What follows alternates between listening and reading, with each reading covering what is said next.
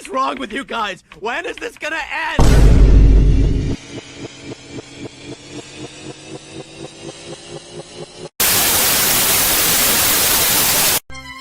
Your Majesty, you may rise. We are honored. Charmed, I'm sure. This looks so good. Thank you. What lovely ladies. My name's Buddy.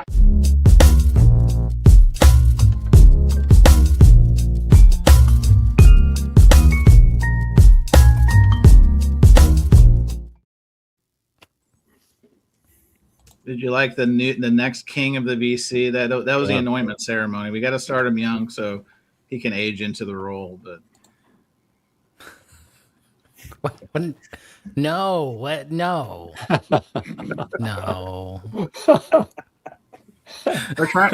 Listen, we're trying to work on two things. We're trying to bring more young people into the community and the female demographic. And you saw there was two young ladies. So it's not gonna help if there's a bunch of tracking angle videos out there. It's not gonna work. It's gonna turn them off.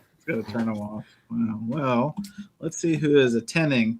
I do know that we didn't do this part last time. We kind of were flying by the seat of our pants. So let's see who's joining us, and we'll get into introductions.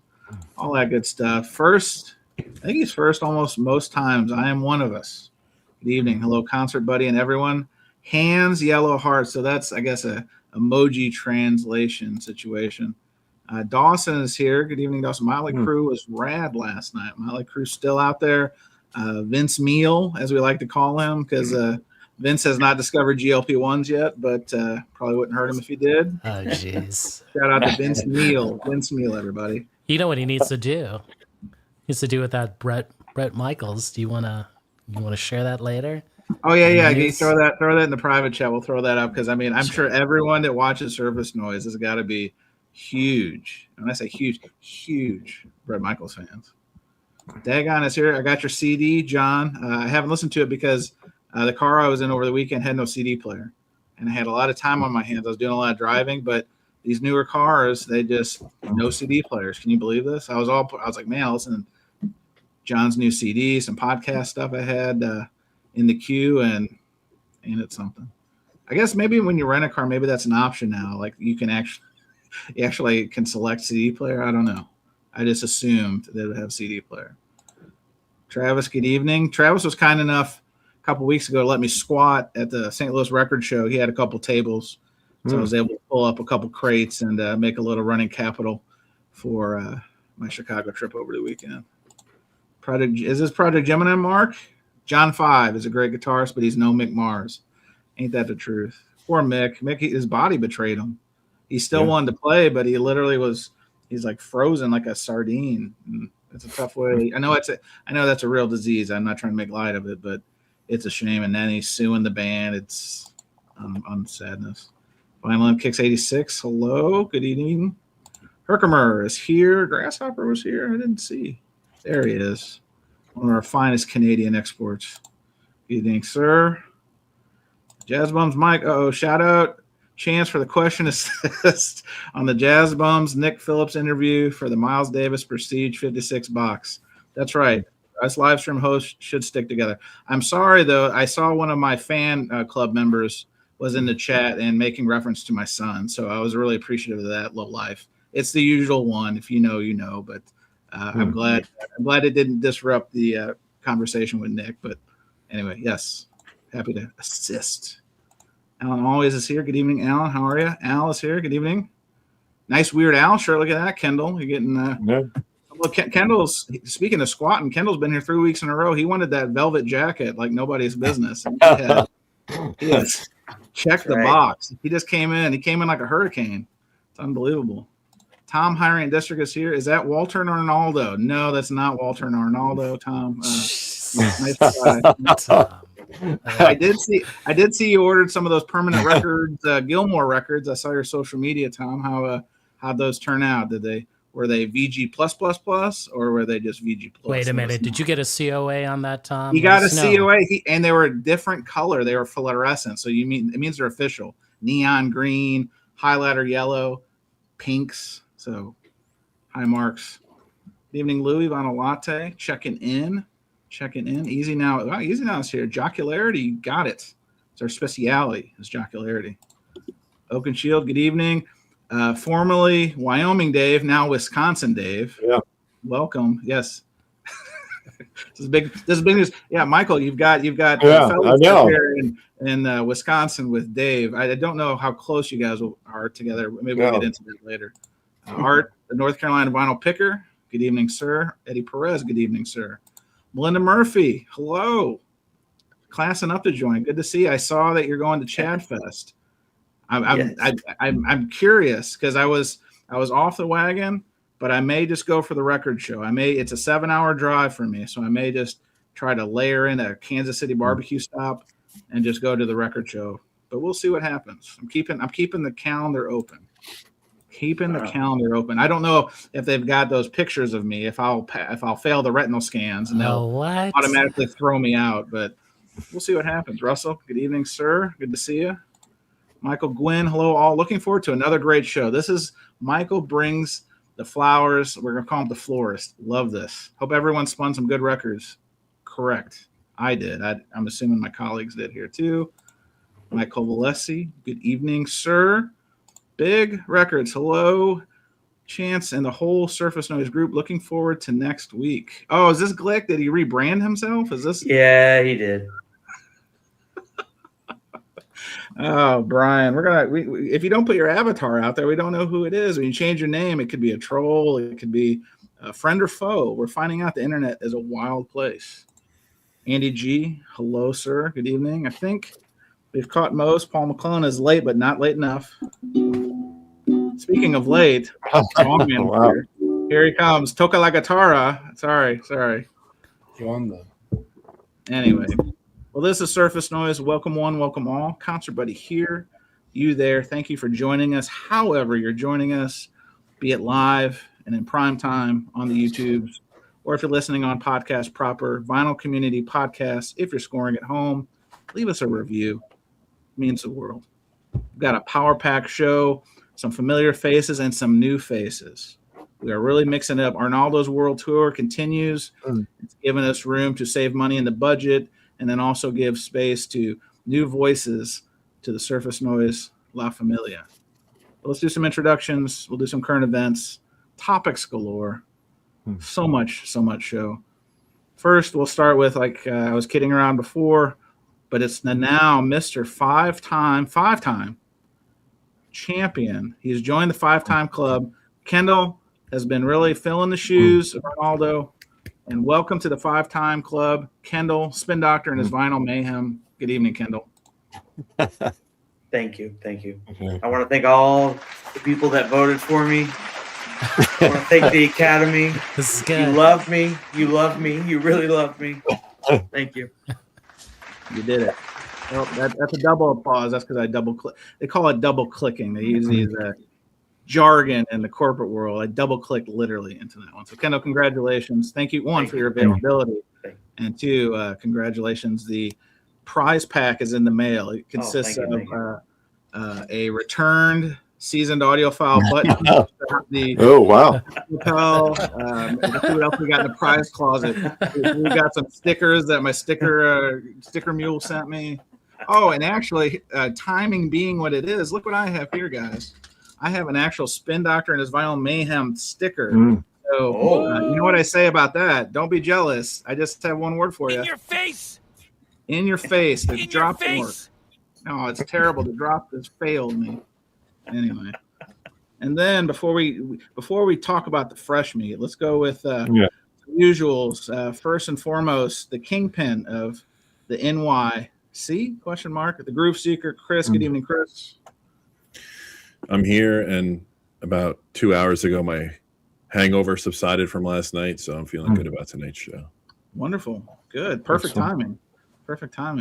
This show is the tonic for any hangover. I don't know if you knew that.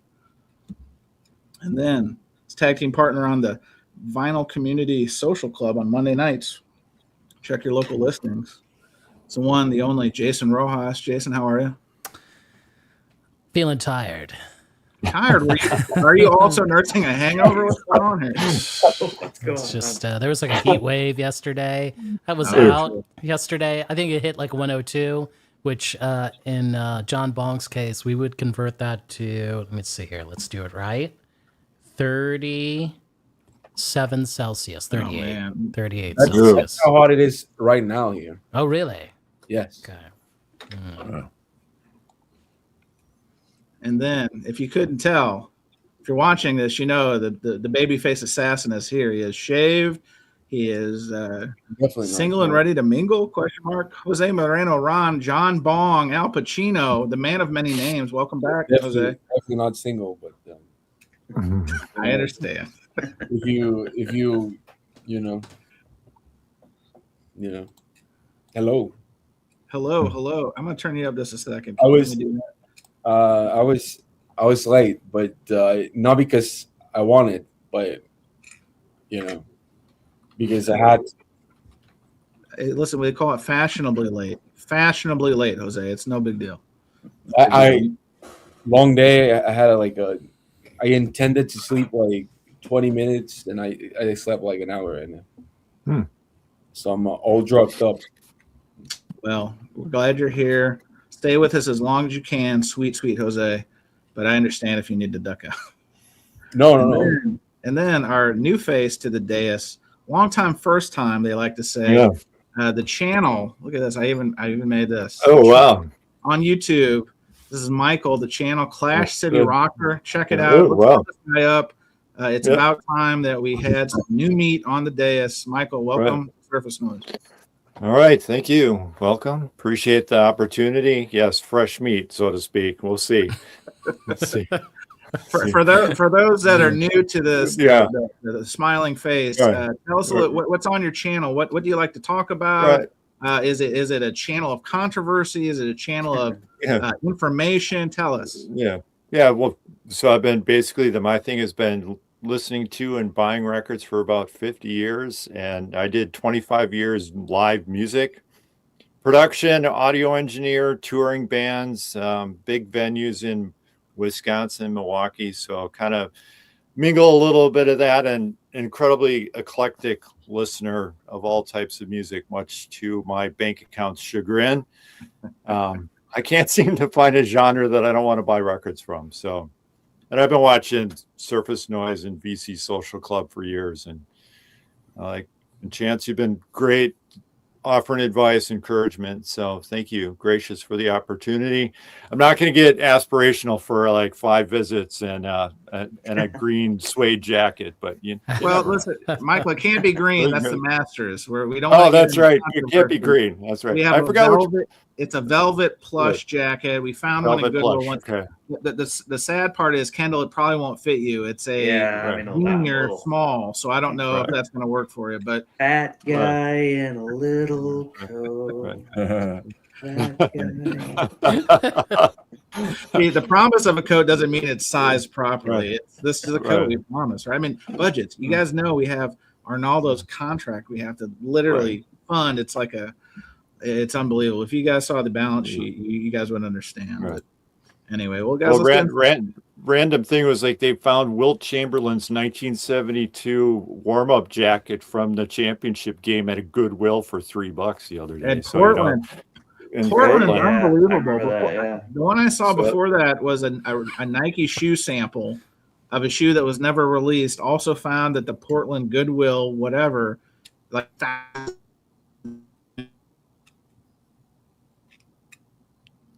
Oh, he's frozen. Uh-oh. You're dead. He said 2 words, Will Chamberlain. Chamberlain, and it did it. He came back. Wow. That was amazing. So, what's everybody up to, man? I can't even show the comments. I wish I could. No, we can't, but we can read them. Why don't we pretend we're all frozen? Okay. Oh shoot! Should be doing it like this is doing it like that, right? Is that the That's right. Laura Palmer thing? right. I hope Like Chance didn't Tommy, lose like- power. That's happened to me before. Oh, all right. It happens to the best of us. I was worried that might happen to me. We've been having thunderstorms all day.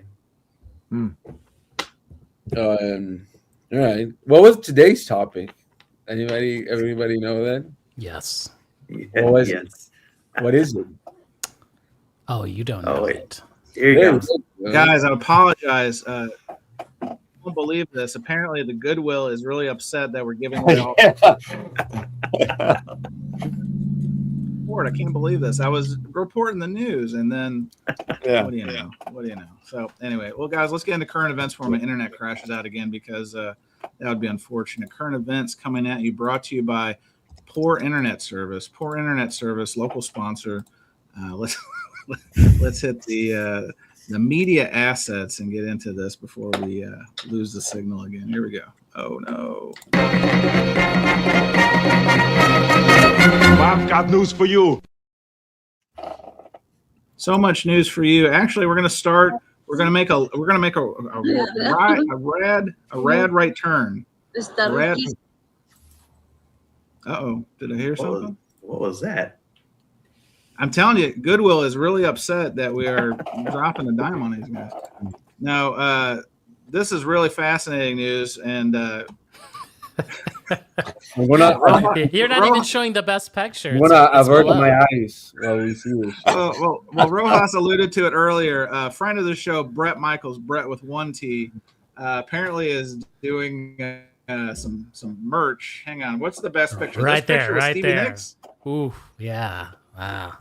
Nothing says cocaine like that picture. That's yeah. the. I mean, this is a. You want to talk about the Drew Barrymore "Just Say No" ad? They should have ran this picture because. I mean, this look at would- that.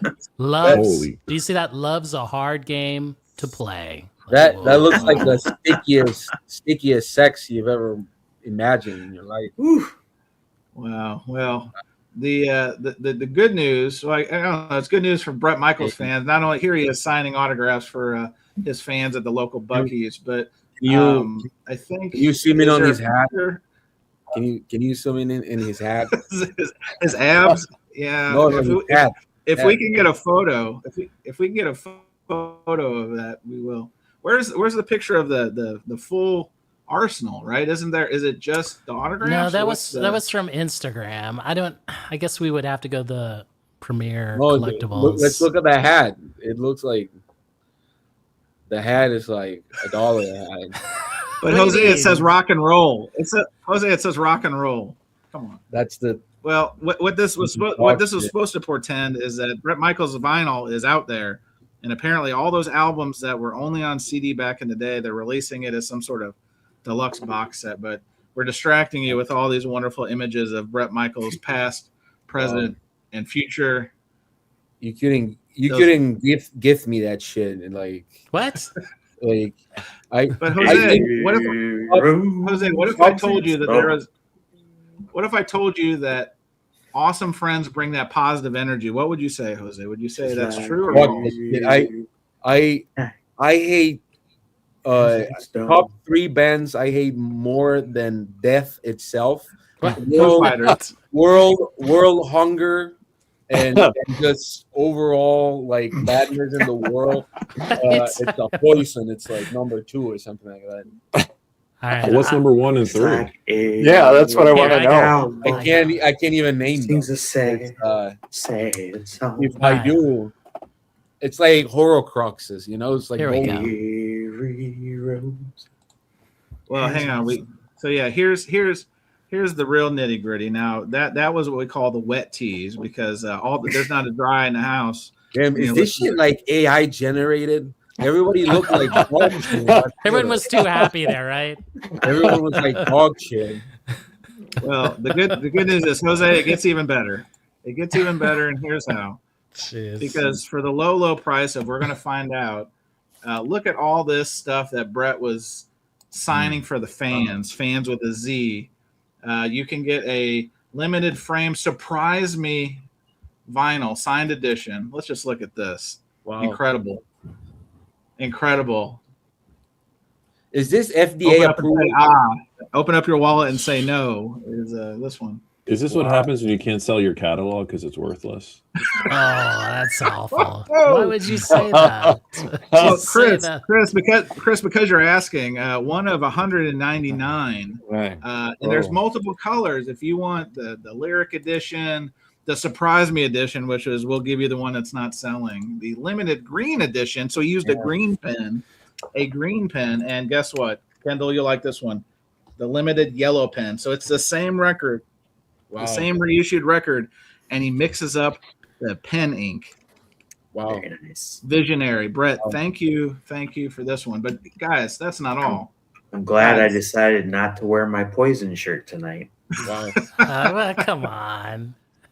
No, I'm not even kidding. I fucking hate Poison, like the actual Poison itself. It's just like I hate it. Couldn't think of a better band name for this band than Poison. But guys, you're too harsh because Well, look, we've garbage got is even garbage. more. Listen, look at this merch diversity. Here is Every Rose Has Its Thorn signed lyric sheet, and guess what? Same thing. If you want it in blue, get it in blue. If you want it in red, get it in red. And Kendall, gold this time. Gold lyric sheet, gold Brett Michaels signature. Only $249.99 USD. Wow. Operators are From the Xerox machine to the trash can, just fucked it up. Like, dog shit. Oh, hey, but guys, good news. We can also get Look What the Cat Dragged In. Also, Oh, is that the Desperate Surprise Me Housewives? edition. Incredible. What, one of Neon 49? green. There's like a price difference. You see that? If you do the red ink. So look at that. Surprise Me. All right, red ink, $229. Good catch. Green ink, $250. Holy shit! What's going? Well, the green, surprise me, $299. The green matches the Poison logo, so that's why it's more. Oh, Yes. Kendall, that's pretty smart. I like what you did there. There's no way in hell that you got Brett Michaels in his fucking bus signing that shit in one day. That's auto pen the fuck. Like Auto pen. He never saw these records. Like he doesn't even know that he has a band. Chris from Record Talk says this is Timu Kiss. Is this Poison? Is that Timu Kiss? I don't know. That's hard. This is like what's the other website? This is like Craigslist. Kiss. Craigslist. Oh, guys, I couldn't believe this. Even Dom's getting in on the. They thought this was Kid. They thought that was Kid Rock. They should team up. Good. All right, so it's July 23rd. I'm going to shoot for Thursday, October 22nd, 9 a.m. There's going to be a YouTube video. Hi, this is Mike from the In Group of Phoenix, Arizona, with today's new releases. You're going to see Mike. We got the new Brett Michaels. The Brett Michaels. Like, hey, this is a website exclusive, but they gave it to all the independent retailers, and poor Mike's gonna have to try to peddle this shit, man. I'm telling you. This is a real question. You think some of these are going to the vinyl vault? They're gonna be in Salina, Kansas. Yeah. Whenever that stupid thing is in October. Kendall, watch your mouth. It is a gathering of the juggalos. I mean, the audio files. Come on. I've never seen a book more straight to half price books ever in my fucking life than that dog shit of a cover. It looks like Jose. That's tough to say. Kendall, what's the name of that place that does the discounted books in your area? Fifth and Charles. Second and Charles. Is this a Second and Charles exclusive? The Brett Michaels audio. It's called Auto Scrapography. Wait. Volume 1. So that's like there's a volume coming out. Wait. It's my life scrapbook in pictures and stories. The fuck is he 5? He doesn't even have stories enough to write a book. He has to have Is it true this all ships from Iron Mountain when you order it? Unconfirmed, Chris. Unconfirmed. But the good news is, guys, if you want the autobiography, auto scrapography, Michael, you joined us at the right time. $229.99 for limited ice blue, and guess what? Only $30 more for limited red edition. How much is this book normally retail for? Well, I think I saw it at Dollar Tree once. For Dollar Tree used to be everything's $1, now it's $1.25. So wow. Can you Well, show this? This is great. This will be the last word. Oh on no, this.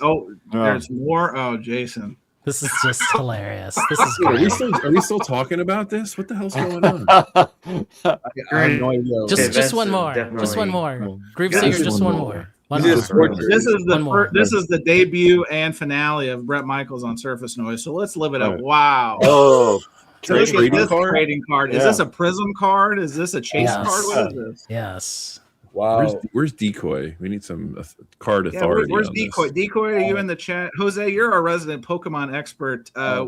Is this more or less than a Charizard? Is this more or less than a Charizard? Oh, that's drew that? definitely more. That's Who- definitely more. Who drew that? Stevie Wonders? Well, fuck is that shit?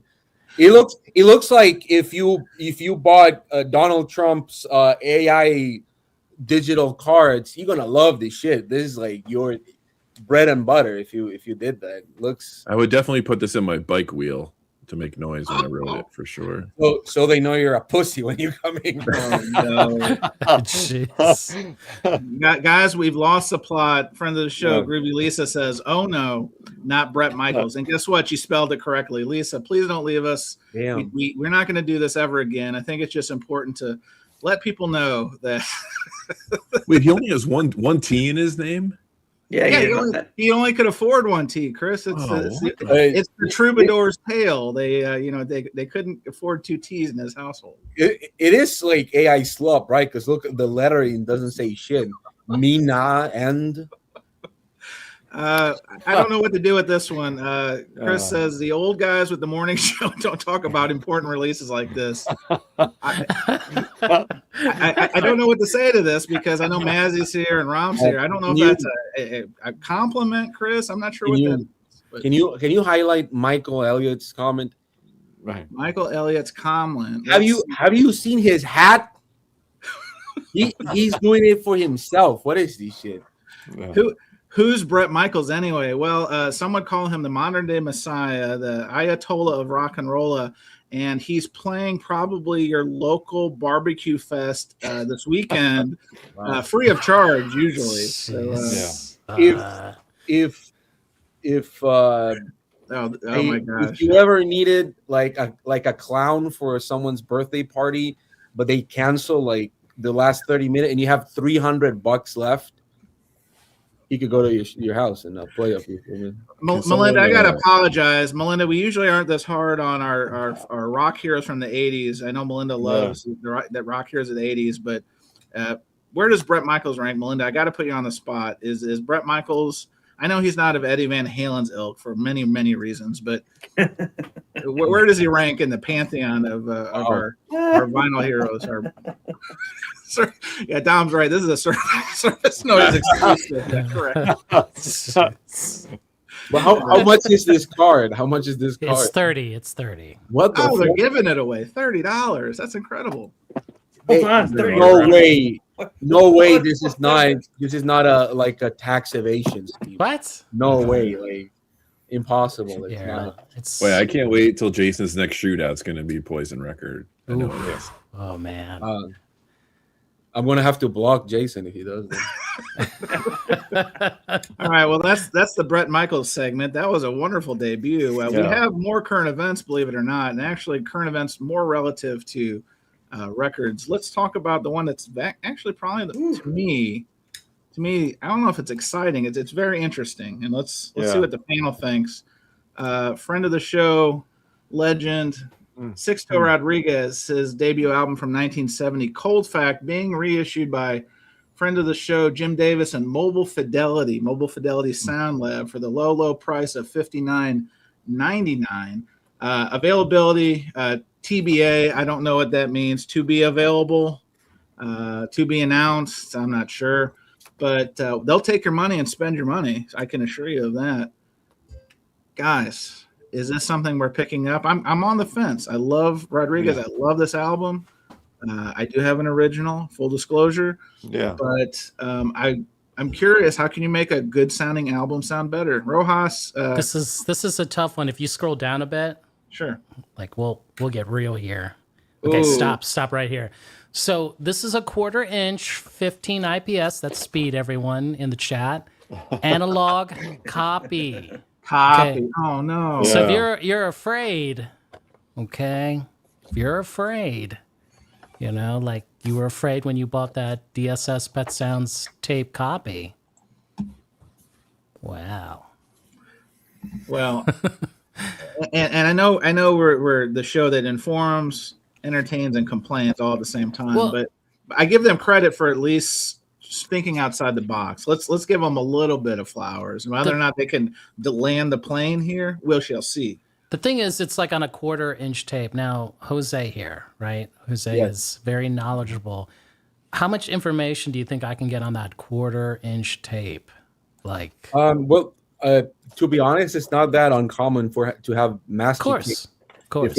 If it's a stereo rundown master tape for a 1/4 inch, so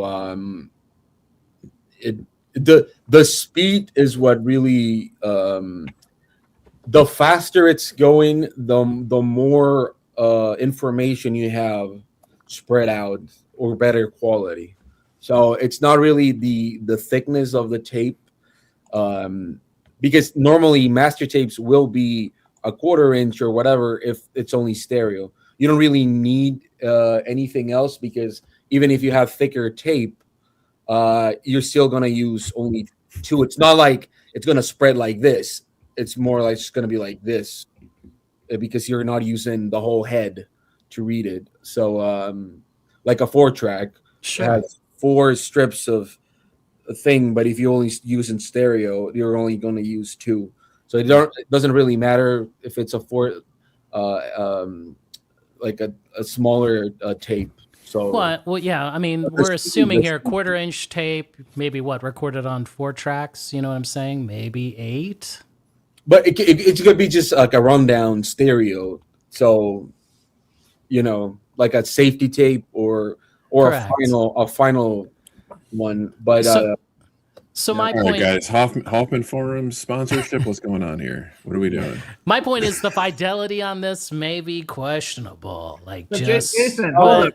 Jason, Not really. I mean- here's why. Not only is this of 4,000 copies, it's on 2 LPs at Yeah. wait for it 45 RPM. It has to sound better, right?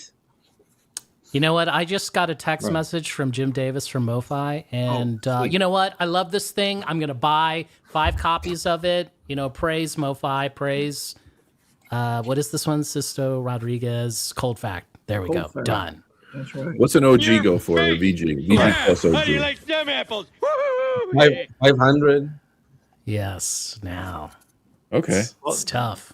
Well, my question, and when I saw that this was a topic, and I don't know if the rest of you have this, so I bought this when it came out. The Searching for Sugar Man. Yeah, That's a good one. companion to the the- soundtrack, and there's 14 tracks on. This is Light in the Attic did it, so there's about 7 tracks from both of the records, and then I realized that it had the postcard in it too. I was thinking of you, Chris, because they have the D'Angelo Voodoo on this was released at the same time, but they did Cold Fact, and they did Coming from Reality back when they also did the soundtrack right. in 2012, and this is actually fairly pricey now, and I thought this was really well done. Yeah. I don't have an original, but I'm pretty happy with this. I don't have the Light in the Attic, the single versions of it, but I don't know. It's worth investigating. So Melinda says she has a South African copy, so this will probably be better, don't you think? Possibly. I mean, the South African stuff it's interesting because if you recall the lore, the records made its way over to South Africa during apartheid, Right. and radio stations literally were commanding disc jockeys to take a nail and scratch out tracks on the disc so they could not be played. So I'm not saying that Melinda, your copy has that fine feature, but I don't know if there are South African pressings.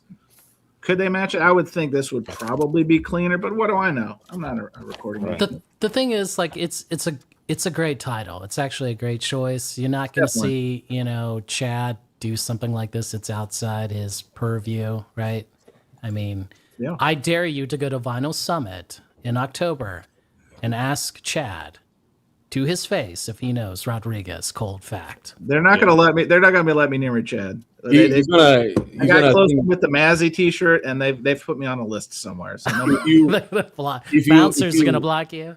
if you say Sixto Rodriguez too much near the Vinyl Summit, they call ice on you. So, Jose, I'm not sure if that's true or not, but I can't refute. Allegedly. Allegedly. but I do Well, want there's- to I do want to answer like Melinda Murphy. Like, if you have the South African copy and it plays well, like hopefully it sounds good. The thing is, like, this MoFi one, like it's a bit questionable. I mean, the tape copy, like, I'm a bit hesitant. That's the thing with that. No, again, I don't think there's a problem. Again, it's very normal for a master tape to be a 1/4-inch tape. Okay. Again, because even if you had a full-blown tape, is stereo is just 2 channels, so it's not going to use. There's no magnetic head that's this big that only has 2 channels to read. Sure. No, I believe you. You know? I believe you. So it it doesn't matter. You never got to see my reel to reel. We were in the storage. You didn't get to see it, but No, but you know, I have reel to reel, and I work with it. So I think the only catch is like if who's doing it's Kurt Wonder something, right? Oh, hang on, I'll tell you. It is the one and only. I'm back on the page. Sorry, I'm not flashing this up. It's boy, there's a lot of detail to this, but they don't give the actual name of the engineer. I'm reading, I'm scanning. That's okay. It's probably gonna be him, right? But if he probably does Krieg, it, yeah. Krieg. So if sorry. Krieg does it and it's in his style, like similar to maybe what he did, the Love Forever Changes, he did the Stooges one, which I did the Shootout, right? It was just completely different. Where there was a great soundstage, right? Wider stereo soundstage, and then bass was there, and then the guitar was definitely like panned out. But then the problem was that Iggy Pop's vocal was like pulled back. Now, if you do that with this record, like you're really changing the sound, like the I guess artist intent of the song.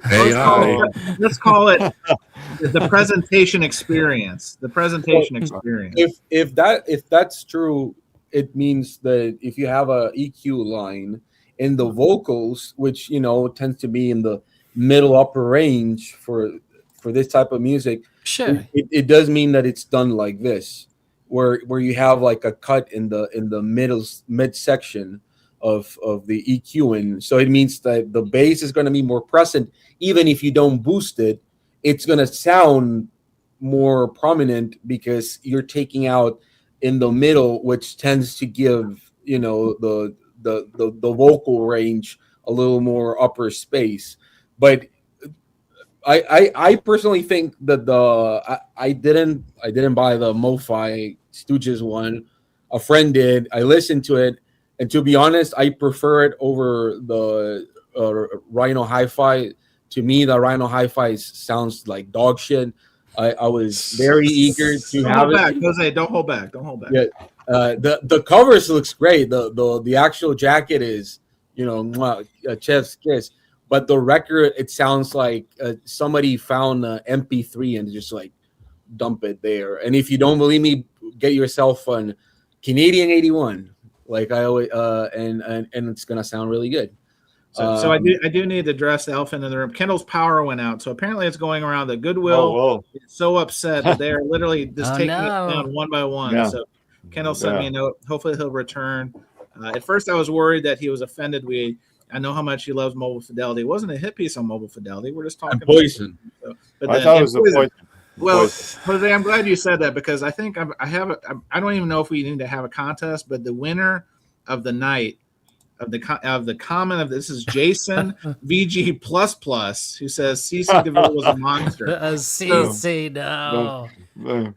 I don't know if I like the name better or the comment better, but anyway, I know we're bringing back poison talk there for a second. But all right, Kendall, I think Kendall has returned in the dark. Kendall, yes. are you joining us by candlelight, Kendall? Damn. Wow.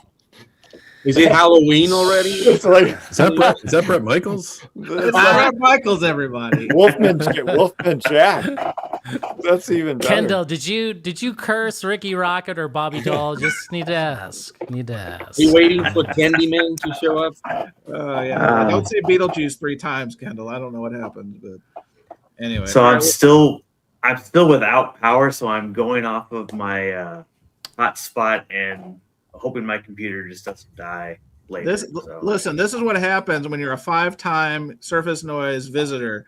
You feel the pressure because as soon as we send him the jacket, he won't do things like this, but he wants that jacket, the velvet jacket, so bad. Kendall, I applaud you. This is an A+ effort, sir. Yeah. This is the flu game.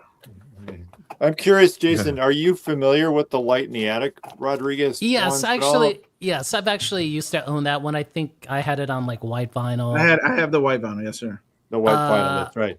I got it because it had like those 2 unreleased songs that only played during the I think near the end of the movie, right? But I found out those 2 songs were on a South African comp, I believe. Okay. So. I will say that the movie is a bunch of fucking lies and shit. What? Like, he's missing. He was like playing and shit and like active the whole fucking. They had to tell a story. Yes, I know, but it's like where the fuck is he? It's like did he light himself on fire on stage? Yeah, there was a lot of over embellishment. I'll give you that. But, yeah, they were like, can't find the motherfucker. What the fuck? It's like playing in Europe the whole time. You know, the thing is, go ahead. The thing I did, then I went to see him live because he did a reunion tour. Yep. And he was in really rough shape, and I kind of felt bad. I felt bad for him. Richie Valens. He had there was 2 people kind of helped him to the center of the stage, and they kind of stood him out towards the mic, and I don't know. The place was packed, but it was like it wasn't Michael. It wasn't like who's the guy, the Jersey boy that is 90 something. They keep wheeling out like a showbiz animatronic where they have the lip syncing. They're not doing that. They're not doing. It wasn't a Frankie Valli situation, was it? Ricky Valli. Yeah. Get that guy to Congress ASAP. Right. he's gonna be the next representative from Delaware, I'm told. Anyway, all right. Well, hey, listen, we have more current events before we get to show topic. This one's an interesting one, guys. I'm curious your take. Vinyl File quickly becoming the go-to reissue series for Surface Noise. 2 interesting titles. Friend of the show from Kennett, Missouri, former school teacher, and once dated Lance Armstrong, Sheryl Crow. Oh, how could you say that? We have to pay for our sins on this show, Jason. Right. So this is her second album. This is self-titled. I believe she produced it herself after Tuesday Morning Nightclub, Social Club, whatever that album was called.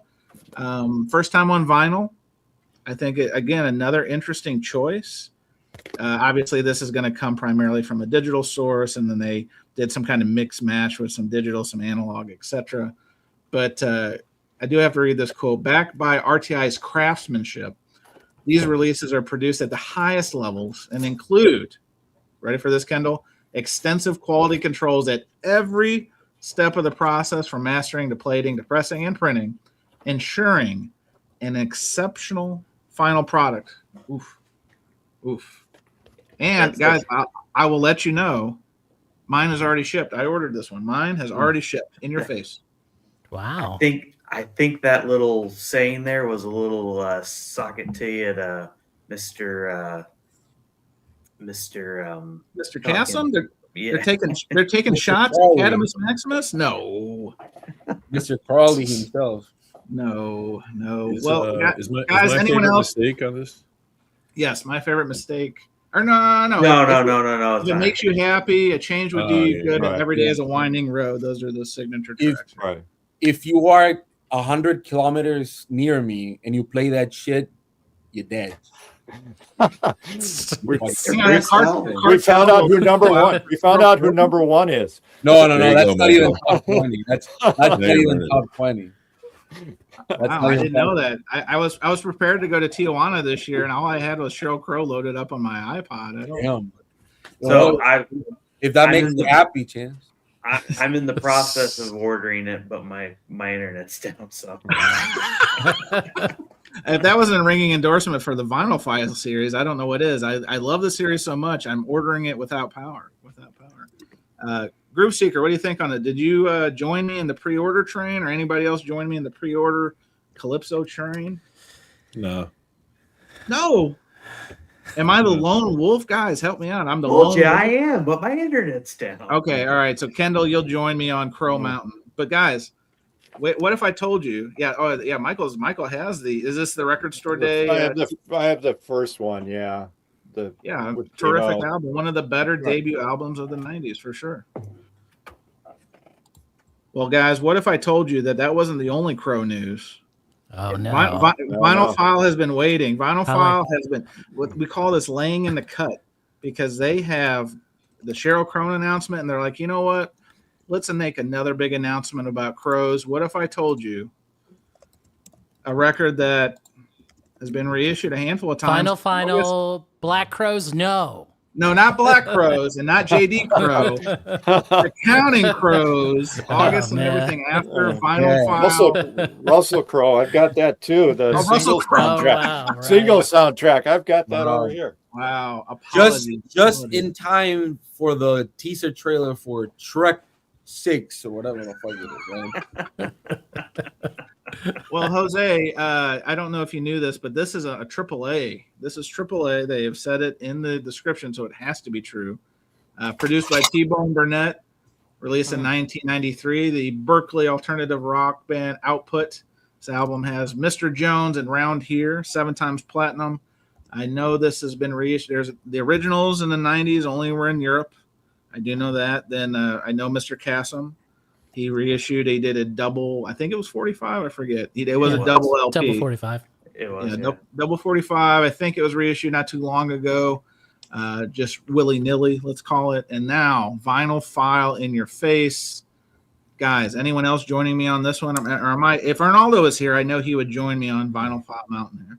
I'm just kind of curious. How much is the AP version? Retail $59.99, but I don't know if it's in print anymore. I don't think it's in print. Yeah. Oh, really? So I think the aftermarket's like more expensive. Does this have the Shrek song or not? It does not. No, Accidentally in Love. No. You know how much the Shrek soundtrack goes in Amazon? Like $20. Well, that's all you need from this fucking band.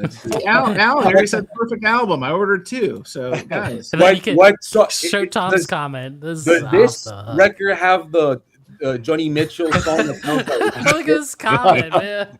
Tom says Vinyl File this week when Xanax isn't enough. I think that's the liner note.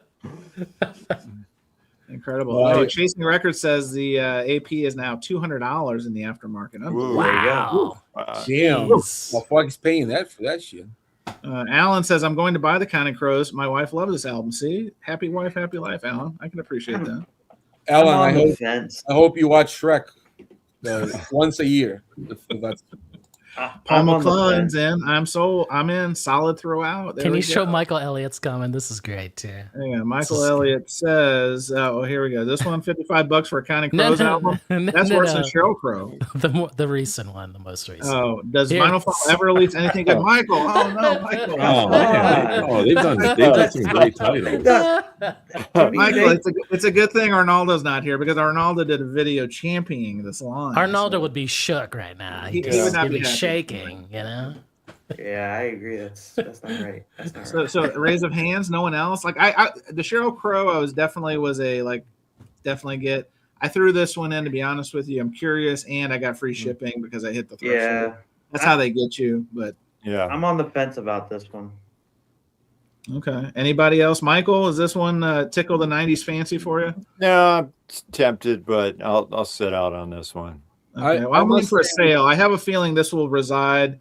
I'm also going to wait till they go on sale for the D'Angelo Brown Sugar. There's a couple I'm waiting that if they sell out, I won't jump off a cliff, but I would like a discounted price. $32 sounds good to me. I want to say that between this, Sheryl Crow, and Bret Michaels, I've been in hell. 9 minutes. and 43 seconds. Jose, aren't you glad you showed we up? didn't know you were this is coming, man. incredible. This is incredible. Maybe that's why, Chris. Now Go ahead, I will say, I think the Sheryl Crow is the first vinyl file title to not be cut by Joe Nino Hernandez. Really? Oh, his initials are J and H. I kept seeing the Hoffman forums. I'm like, is this a serial killer? Who is this? And then it was they affectionately give it go by his initials in the Hoffman forum. So Joe Nino's Hernandez or something. Yeah. It said that the Sheryl Crow was cut by Jeff Powell. Oh, Oh, Jeff no, Powell. no. No. It's not That means going it's to be ruined. good. That's not going to be good. Bastards. Oh, no, man. Is there nothing holy? Like, God, I mean, J What and is H, he must have been unavailable. They must have really pushed this through. I don't know what to say. Who's pulling the stampers at RTI for this series? Anybody know? Yeah, we need to get an insider. Anyone in the chat know the stamping technician at RTI? Please. Wow, limited to 4 per customer. Now, is this why Jeff Powell or Joe Paul was because it was mixed to that? Is that? No. Can you go back to the Sheryl Crow? We can find out. It'll tell you the source. I can definitely go back to Sheryl Crow, Jason. Give me 2 seconds. Jeff Powell, the same dude who cut the run. Is it counting Crow's 45 RPM as well? I believe it's yes, I think so. Yeah, they another 45 one.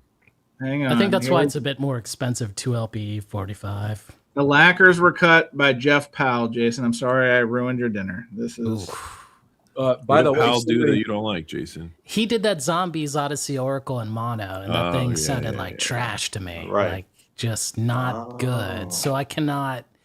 He also butchered some Curtis Mayfield reissues. I just cannot. No, can't do what it. Curtis Mayfield ones? The box? No, not the box. That was done by Bellman, but he did those Run Out of Groove ones. I think. But I'm just not a fan of his style. Just not. Wait, did he do the Run Out Groove Super 33? Thank you. Super Bad, I think, right? Superfly. Superfly.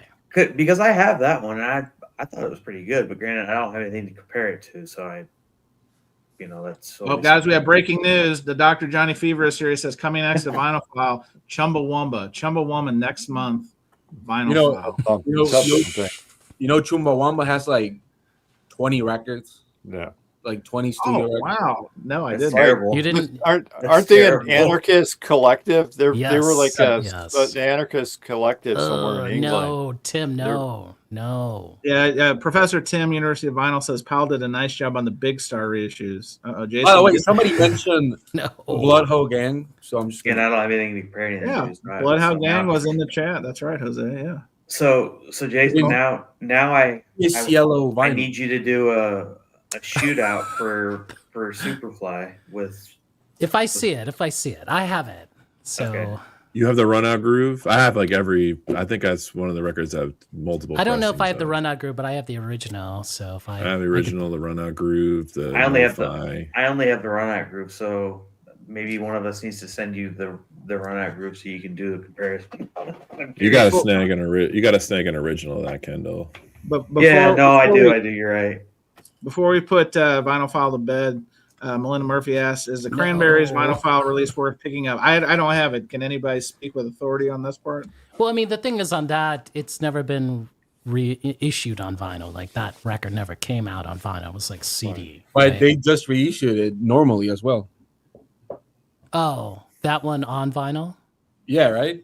Wasn't that one like a anniversary thing? And I don't know. That's the first one, Tuesday Music Club one. Tuesday's gone. No. Is that it? That sounded like Scott Stapp. Did Scott Stapp, was he coming out of your body, Jose? That sounded like Creed.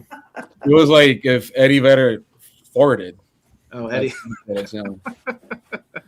Stapp was influenced by Eddie Vedder. So well, clearly he stole his sound. I couldn't tell. Hey, real quick before we get let's put current events to bed. Before we get, we're doing a giveaway. I did a horrible job of announcing this. So if you recall, here, let me put up some imagery before we get to this. First of all, hit the like and subscribe button or dislike button. It doesn't matter. apparently all that adds up to the YouTube soup. But friend of the show, Louis Golden, I hope he's still here. He was on a couple weeks ago to promote this album, Dark Forces 95. Dark Forces Great 95. artwork. I've partnered with him, meaning I purchased some and he sent me some to give away to Surface Noise listeners. So here's what I'd like you to do. In the second hour, we're going to give away one live. I'm going to ask a trivia question related to his appearance on Surface Noise about the album, and we're going to give it away live. What are you talking about? The question is, Bret Michaels, 1 T or 2 T's? Go. I don't know if Louis will endorse that. I don't want to speak for him. Is it Chance, red? one more current event, yellow, maybe? Mark? Oh, you got another current event, Chris? Go ahead. I do. So the Freight just released. Yes, Adam. Yes, Adam, friend of the show, right? Yeah. And sorry, this glare. Let me take it. I just got it today. I haven't listened to it yet, but this is their One Step maxi single, limited to 300. So, Adam, congratulations! It's pressed at RTI, wasn't it? Pressed at high fidelity, mastered by Ryan K. Smith. Oh wow! 45 RPM, 12-inch maxi single, 1 step pressing. Pretty sweet. So congrats, guys. Adam does a great job. He goes for the best. He's on it. Yes, I think more copies are en route, if I'm not mistaken. So yeah, shout out to Adam on that one. But yes, so real quick, put a bow. If you'd like a copy of Louis' album, Sharon is Karen, Dark Forces 95, we're going to get really into it in the second hour. So stick around for the second hour. We're going to give away one live. Again, it's going to be a recall to the show 2 or 3 weeks ago. If you didn't watch, you're in trouble. Don't leave us now. Just kind of run them both. Run it in like triple speed during this show, and maybe you can catch up. But anyway, now, show topic for our Power Hour, even though we're almost at an hour. Can you believe that? The Bret Michaels thing really had a life of its own, guys. It sucks my energy. Well, it really was. They call it a time suck. It's called a time suck. Michael, well, it's funny. I keep staring across the room at a poison backstage pass on the wall over here. Oh, so what a flex, Michael! If I could get him to sign it, I could send it for like $4.99 or something. No, $229.99 is the apparently blue ink. I hope you have a red marker. Red marker. Red marker is the money shot. Red marker. That's the big money one. Anyway, so the topic tonight, at least for the first hour here, collector culture. Will collector culture always be this way? Let me set the table, boys. Obviously, we talk about records every week here on Surface Noise and all the wild and zany zigs and zags of this hobby, from reissues to collection sales to snake oil sales to who to trust in this wild west situation in this hobby. But I don't know if you've been following the news, and this is why the background tonight is a Pokemon section at Target. Apparently, collector culture is running rampant. Let me explain. I'm seeing videos of fist fights at Pokemon kiosks, grown men waiting in the morning and buying every single pack of Pokemon cards available. It's a wild time out there, I guess, to collect Pokemon cards. But that's not all. If you're in the retro video game genre or arena, or if that's your hobby, also something that has been heavily saturated with resellers that have driven up video games. I see Jose's got a Pokemon. Jose, this is your strength. But even the retro video game market, which used to be solid, you go to your local GameStop, they've got all the new games, and then in the corner they had old games for sale. This retro thing has taken a life of its own. You're seeing hundreds of thousands of dollars for old Nintendo cassettes, as they call them, cartridges, PlayStation 1, like stuff that was easily available 10, 15 years ago, similar to records. It's an industry of its own. So let's bring it back to vinyl record collecting. All this kind of reseller approach, the make as much money as possible purview that we're in now. Guys, Chris, I'll start with you on this one. Do you think for records, is it always going to be this way? The collector culture, the amassing of things instead of the appreciation of the things, and the things continuing to get ridiculously expensive. Is this the new normal, Chris? I think it's the new normal until it just bottoms out. How does it bottom out? What is the final straw, do you think? when I guess like when people just can't keep up and the prices are runaway train, I think that's going to be an issue. Like when we were talking about the vinyl file stuff, I think it's great that August and everything after is getting that pressing, but why isn't there a $25 August and everything after available? Why isn't there a $25 or a $20 Sheryl Crow rec? So it's like if that's going to be, if you're going to create it as not as a collectible, but as like a luxury boutique item, it's just not going to last very long the way it's going. I've said it like a million times to you guys. It just reminds me of like baseball cards in 1994. Well, is it representative of just the way we amass things now, that something that starts off as a niche and a small group of people do it, and then they find community online, and then obviously the manufacturers want a piece. I think that's a lot. That, to your point, Chris, I think that drives up prices on reissues or remakes or new cards or what have you. Is they see the secondary and tertiary markets, and the manufacturers want a piece of this, because I think the price of Pokemon cards is unbelievable before you even get to the secondary market. So, Jose, as our lone delegate from the island of Pokemon, what do you think about this? Is this a horrible time to amass Pokemon cards? / also, do you think it's bleeding into this mindset, bleeding into record collecting? Well, but Pokemon is a different world altogether. I mean, because it's a weird world where there are no MSRP, per se. Like if you go to a store and the same box, it's now a month after release, the same store can sell it for what the market price is going, like if it's gold. So, it's like if you get a ETB, which is this thing I have here, you see these things here? I'm going to make you big because we need to. You see that? Wow, that's it. Yeah. All right, so those were $50 when I got them. Right now they're $180 each. Holy shit! Yeah, and in like 2 or 3 years, it's gonna be like maybe $500. The same box. Do we know that? Like the data trends that way, but I mean, you think it's gonna be $500? So you're appreciating it as an investment, hence you're not opening them.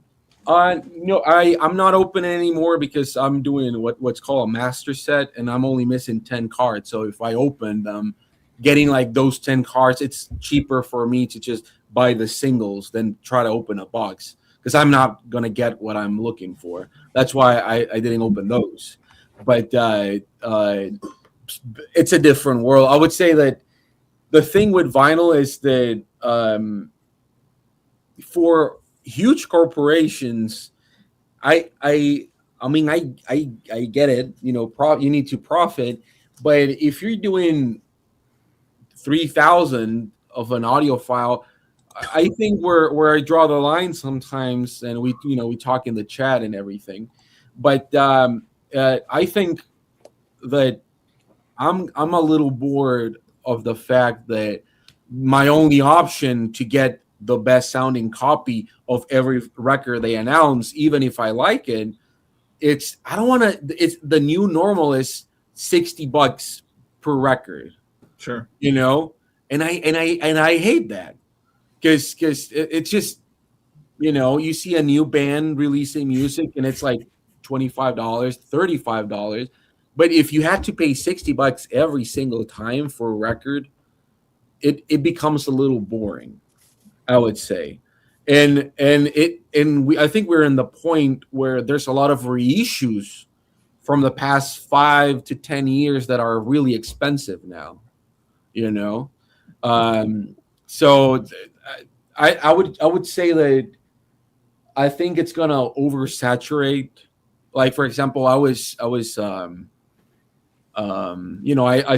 on Facebook Market, you certain things you look for, right?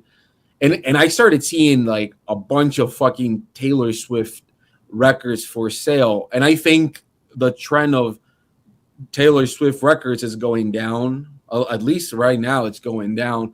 We're the point that everybody's selling. Like if you're into the music, you're gonna buy it.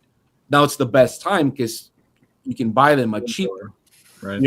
But my problem is that it's just we're so normalized that like you want a record, you want to pay $70, $60 per record. I mean, I love lean, and I bought the whatever the fuck the Record store deal. rates, but it's like 3 LPs. It has a bunch of like outtakes, and it feels nice to get it, but like it's a little tiresome when every single thing you want to try out, it's $60.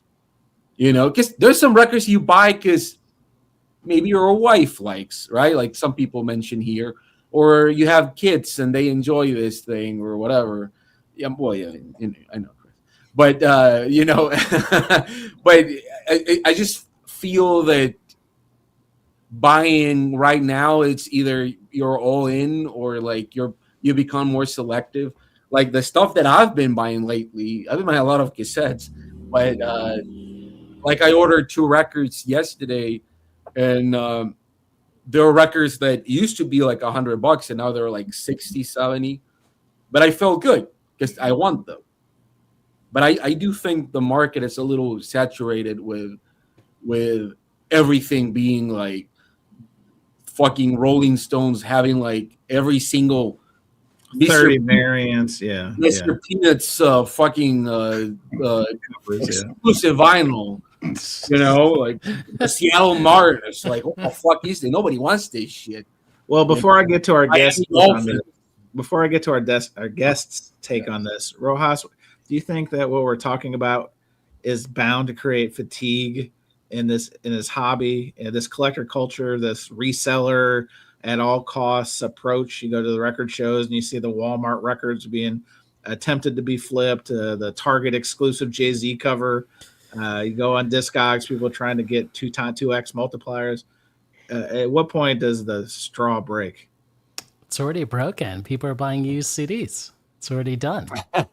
It's happening. Yeah. You know, when I'm already seeing kids buy the CDs and not looking at the vinyl, this is it.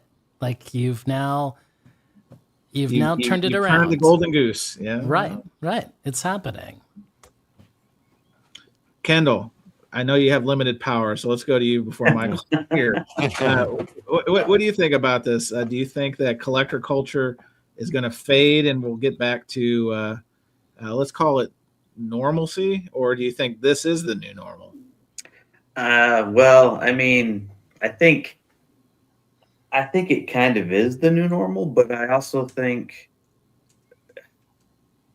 things are always going to be evolving. Like what Jason was just saying about CDs. I think CDs are going to kind of be that way when it comes to records. Like I was in Lunchbox last Friday and it was packed.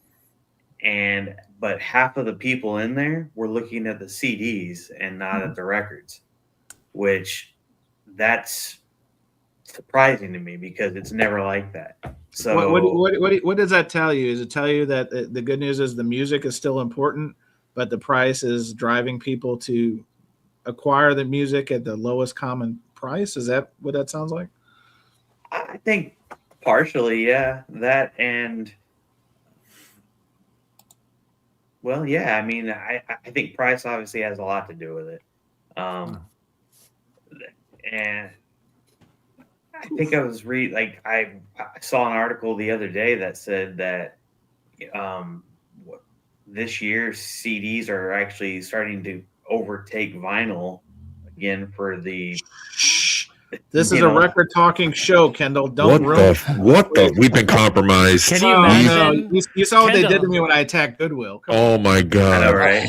Kendall, you say that like Fremer is like shaking. He's gonna stop tracking angle. It's done. It's done. You know? But so I mean, but it's an ever going cycle, and so I mean. Years ago, I used to collect movies and I bought DVDs and then I switched to Blu-rays. And now I have a ton of Blu-rays and DVDs that I don't watch because everything's on streaming platforms now. And so I don't know what to do with my DVDs and Blu-rays. But now I'm like, you know what? I'm probably going to keep them because that's probably going to come back around again. Sure. Yeah, a lot of the youngs I'm hearing, and I've heard it firsthand, are upset. Bullshit. Do you think you think the DVD for Guided by Voices, the devil went and puked? It's gonna be on streaming services? Of course not. There you go. Yes, Kendall, is that the you need Criterion? to be selling your DVDs like vintage rare DVD. limited edition. Right. Hang on. I'm getting a phone call. This is the head of the RIAA CDs division. Sir, you're on line one. But hey, good news, right?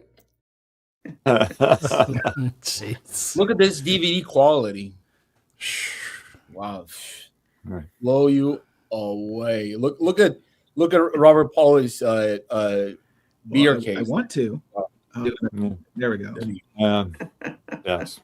Michael, curious your thoughts on this. Yeah, I mean, Because that's kind of a throwback. Bands who brought the coolers onto stage. That's kind of like the vintage 80s. But I don't know. I was thinking about a different aspect of collector culture. There's a used record store in my neighborhood, a couple blocks from me, and they also have a big online store. And they do drops every Saturday.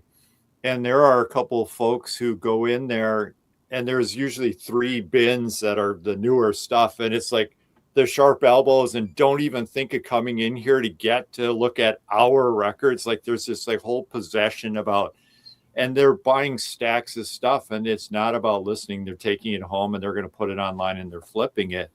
So there's a real rabid collector culture. To go to Chris's thing about sports cards, it used to be at like sports card shows in the 90s where you couldn't even get to where the display cases were because people would form, like walls and like fight you to do it. And it's like that way at record stores now.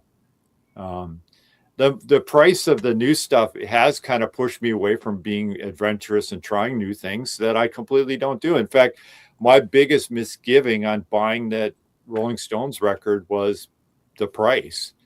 And eventually I bought it in my local because if I was going to drop the dollars, I was going to at least support my independent store.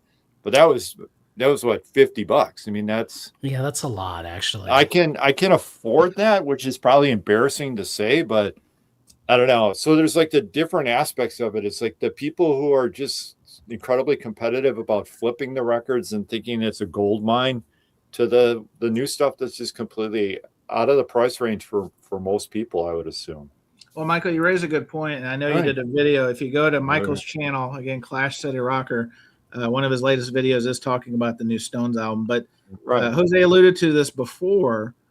The last album, Hackney Diamonds, they did like alternate covers for all 29, 30 Major League Baseball teams. Right. I think they did something similar this time. Was it NFL or something? Well, there's what's worse. There's World Cup, because I saw Robert Fifth and bought the World Cup one. He doesn't even watch football or soccer. They did Marvel Comics one. The Marvel Comics one is terrible. But and I say that, let me cut you for a second, because they advertise those as not only cover variants with Marvel IP on them, but then also that the wax would be colored. The Spider-Man one, not red as advertised, so they can't even execute correctly. Oh, geez. Right, and I think the biggest problem I have with the Stones thing is it's actually, well, obviously, in my opinion, it's a decent album. I mean, I like it. I think there's some really great tracks on it. Why not just have one version of it instead of cheapening it with the 5,000 different variants? And it definitely looks like a cash cow. And then you're definitely bleeding into that whole collector culture. When I go to a record store, I typically don't go to the Stones section, so I don't know of this, but are all those baseball variants like 80% off now at retail stores? Right. Are they collectible at all? They were never available retail stores. My independent store did get the Milwaukee Brewers one. I did see it, but I don't know. Order it. Lucky. Yeah. I gotta see if it's on eBay. I'm just curious because it seems like to me like you have, what is there, 30 baseball teams? So what do you press, like 200 of each or something? Well, like especially that? for like the Yankees, you figure the big markets would do well on that. But who's picking up a Tampa Bay Devil Rays Rolling Stone variant? Come on. Colorado Rockies. Right. So I have the Baltimore Orioles one because I'm a huge Orioles fan, and it's selling on Discogs right now for $100. Oh, really? Yeah. Well, selling or sold? I'm sorry, sold. It sold. It did sell. I mean, that's interesting to me. Yeah. I mean, but I wonder if those are also the baseball card collector people Probably who are buying that record. Yeah. But see, You know, I mean, like, I bought it because I'm an Orioles fan and I wanted it just for the display thing. Like, it's the only record in my collection that's never been opened, and I'm not going to open it because the record itself is just white. Right. Cover is the Imagine only that? thing I really wanted because Mint it's 9, Orioles, Rolling Stones, Dane Corner, Rolling Stones, Orioles. It was signed by the immortal Boog Powell. Boog Powell. Hey, signed don't this album. badmouth Boog Powell. He Elaine still has his Venice type shit. Greatest baseball name of all time. Averaged 30 home runs a year. It's like he's still got his little place there at Camden. He still goes to the games. Listen, we're not disparaging Boog Powell. I just think it would be the perfect corporate synergy. Rolling Stones by Baltimore Orioles by Boog Powell by Graded Slab Records. Yes. All right. So the Hackney Diamonds Yankees one, and fuck the Yankees, but it's only one is sold on eBay for $95. There's nothing else. So it's just weird to me. I just don't know. What a weird pricing, 95. Yeah. Chicken shit, sell it for 100. You hound dog. I have some stones for the Stones, you coward. The fuck is 95, man? Well, Michael, I gotta ask. Michael's wearing the Milwaukee Brewers. Yeah, apparently. Milwaukee Brewers variant, or was that not something? No, not at all. I just got the Indy one, but again, it's in a special color that's only available from the independent stores. And I was at a Target buying dog treats, and they had a Target version which was a different color. So the Jeffrey Dahmer edition, right? Yeah. Those sold out right away, Jose. I don't know if you do that. Sorry to break it to you, but no, I think that this conversation is good because I think it's feeding into this collector culture thing. Because I remember years ago, I knew somebody that we were doing some work with Walmart, and we were talking about their record division. And I was like, "Oh yeah, I noticed you're carrying vinyl at Walmart, blah blah blah." And they said that Walmart, with the labels, was telling them, we want something special. We want special makeups that drive traffic. We're considering this a lot of times as a loss leader, but we want something special being in Walmart. So then you started getting the color variants. You started getting the cover variants. And then, like, I guess it started, I think, with that Red Hot Chili Peppers. They did those two albums back to back, and they had Laker colorway. They had the Rams colorway. They had all these different colorways, to the point where then on steroids, the Hackney Diamonds thing enters the chat, where retail exclusives, MLB exclusives, store exclusives. They had the pop-up stores in New York, LA, and all that stuff. Those had exclusives. Like, that's, I mean, all it is what we're talking about. What happens when you're overstuck? Like, if nobody bought it in Arizona, you're not gonna sell that shit in fucking Detroit. You know what I mean? So it's a weird gamble. Yeah, I'm with you. Yeah, that's what I want to know. But you're so okay. So you guys saying they weren't available to stores at all? So it's an online exclusive. Mm-hmm. I for some reason, Chris, I saw a Milwaukee Brewer one at my independent store. So I don't know if they got it through a secondary buyer or if they somehow or another they were able to order it, but they only had like one. It wasn't like they usually have like a stack of them. I think our locals had St. Louis Cardinal ones. I think there was some access point, but guys, it's like anything else. The distributors, which is probably who are funneling a lot of this execution, I think that once they had some stock left over, it's just like the Rhino Hi-Fi. Hey guys, guess what? Surprise! D2C no more. Opening up a new channel because we need to blow through this inventory that's not moving. Are you saying there's a chance there's going to be a in-groove exclusive?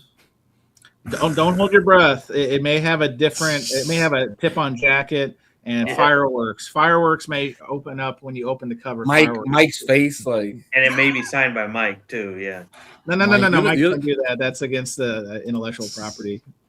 I also kind of see now. Like I'm just thinking about this as we're discussing. I can see why the audiophile thing is used as a marketing tag, because that's the way you can push the reissue, I think, successfully, right? And this is a whole nother show topic on the audiophile reissue thing. But also, if you're a 17, 18-year-old, 22-year-old kid, right, and you're interested in a record, why would you pay $35 if you can just stream it?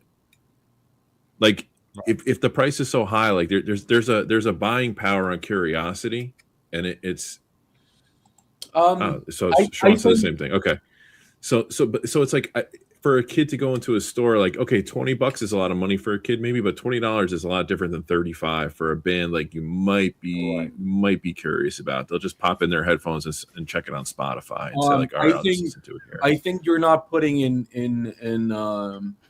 the math equation there that a lot of younger people love to show up, show off their stuff.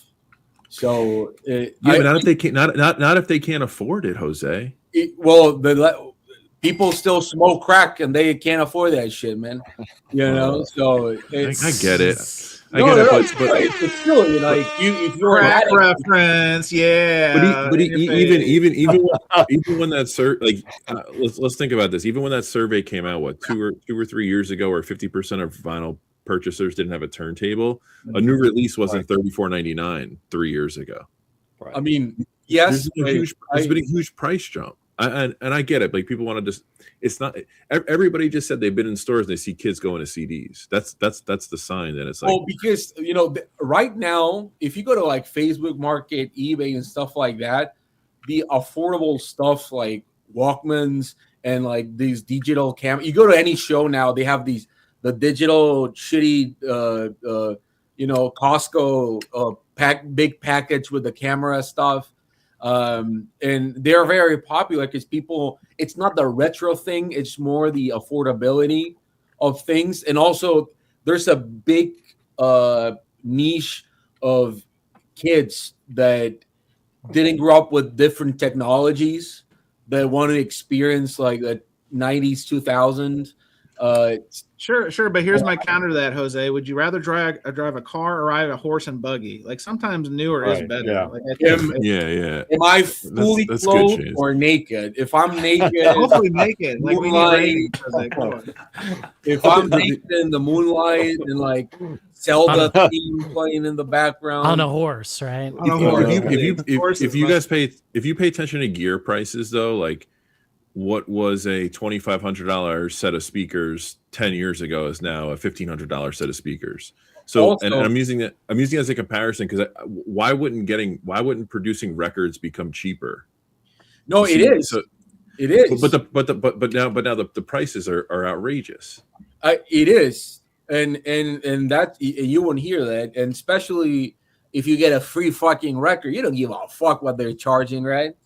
If you get a promo record and you're like, hey, it's good. Summer of Shill. Guys, we were late to the party. The shilling was the answer. Like, getting records for free, why pay $50? We're ahead of the price jump, guys. Come on. That's gonna you can only take that so far. Can you highlight Massey's comment? I fucking hate Massey's making a valid point, and I made this point before too, but the inflation with other inflation with other good. Sorry, go ahead. You're good. Minimum wage in Seattle is $21. So if they're working, they can buy a record for working 1 to 2 hours.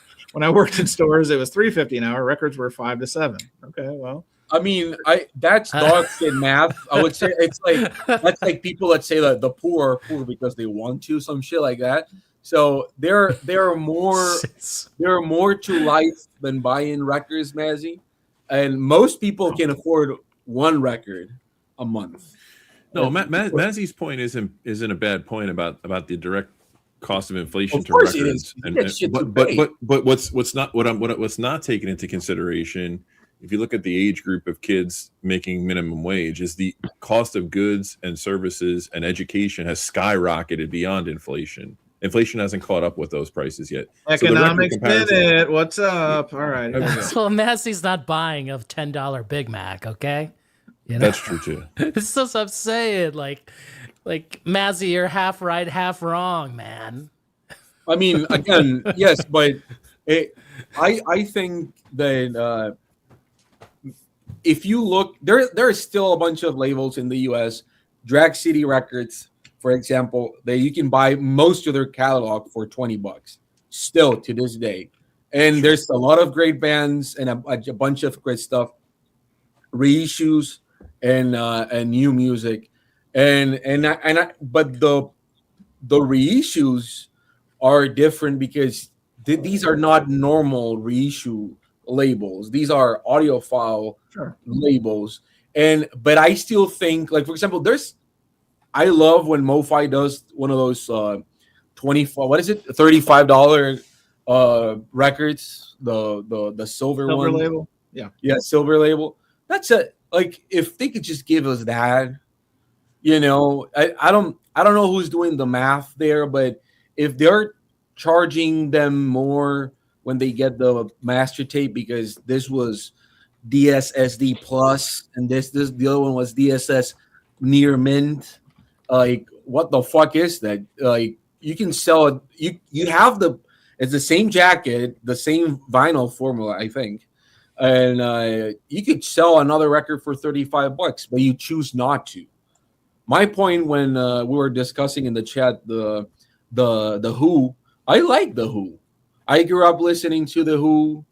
I like Live at Leeds. But fuck that shit. I don't want to spend $60, $120 for a record that I already have a copy that I probably pay $5 10 years. Yeah, but that's not a fair comparison because those records are in print. You can go get those records. That's the audiophile thing, right? That's a niche product. You can't use that as a benchmark. That's not fair. No. But I'm saying in general, in the vinyl life world that we live in, and we get, like, we don't have normal choices lately. Most choices are either go all in $120 or go cheap, or yes, and I think that's, I think this could all go to hell if somebody puts out a reissue label where they do all day. They could do the same fucking titles and they're $28, $25, $31 reissues. So let's put a bow on this. We're coming up on, we're over the power hour time, but Chasing Records asks, can you guys on the panel answer, do any of you pay more for a color variant versus just a black variant or a black record for the same quality pressing? My answer is yes, and I did it last week when I bought the Jack White Frozen Charlotte record. That was literally $1 more to get the indie exclusive Listening Party Blue versus the black one. So now if it's $10 or $15, probably different evaluation process, but I don't normally skew to the color variant unless it has some kind of appeal and it's not ridiculously priced. Michael, what do you think? Right. Well, I've been kind of adhering to Chris's mantra that if I'm going to buy a new record, instead of ordering it on Amazon or something like that, I buy it through my local, and the local, they only have a color variant option. Like, so they don't give you like a black version, a green version, and a pink version. Again, the Stones one, they had just the independent one, and I can't even tell you what color it was. Chris, where do you land on this one? I would pay more for black at this point. I hate colored vinyl.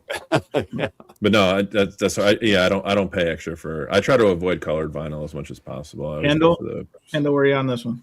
I'm kind of like you, actually. I normally spring for the special color variant, just because I like the color variants.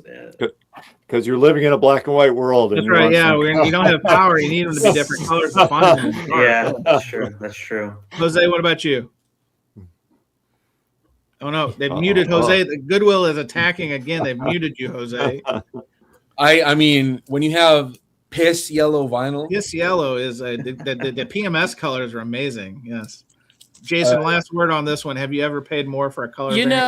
That Stones record was just too much, and it was $50 for that. No. Okay. What color is that? For Big Bird Yellow? This is Big Bird Yellow, and the thing is, I think Arnaldo said it best during, 3 weeks ago, that this thing with the 2 LP, like for 50, I think it was 52 at my store. Like, that's not cool. You're not getting any extras. So now I had to buy the box set. So every time I look at this damn record, oh wow, I'm like, what is this? Oh, wait. What is this? Vinyl box set, right?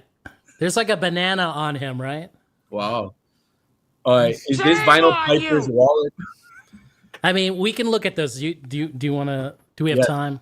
Yeah, go ahead. Go and open up the box. This is a good way to close the hour. I'm amazed you bought the box. What motivated you? It was Arnaldo because he said it was worth it. You know, you get this slip mat. Okay, slip mat. Woohoo! You know, that you're never gonna use. You get to put this on your wall. Whoa!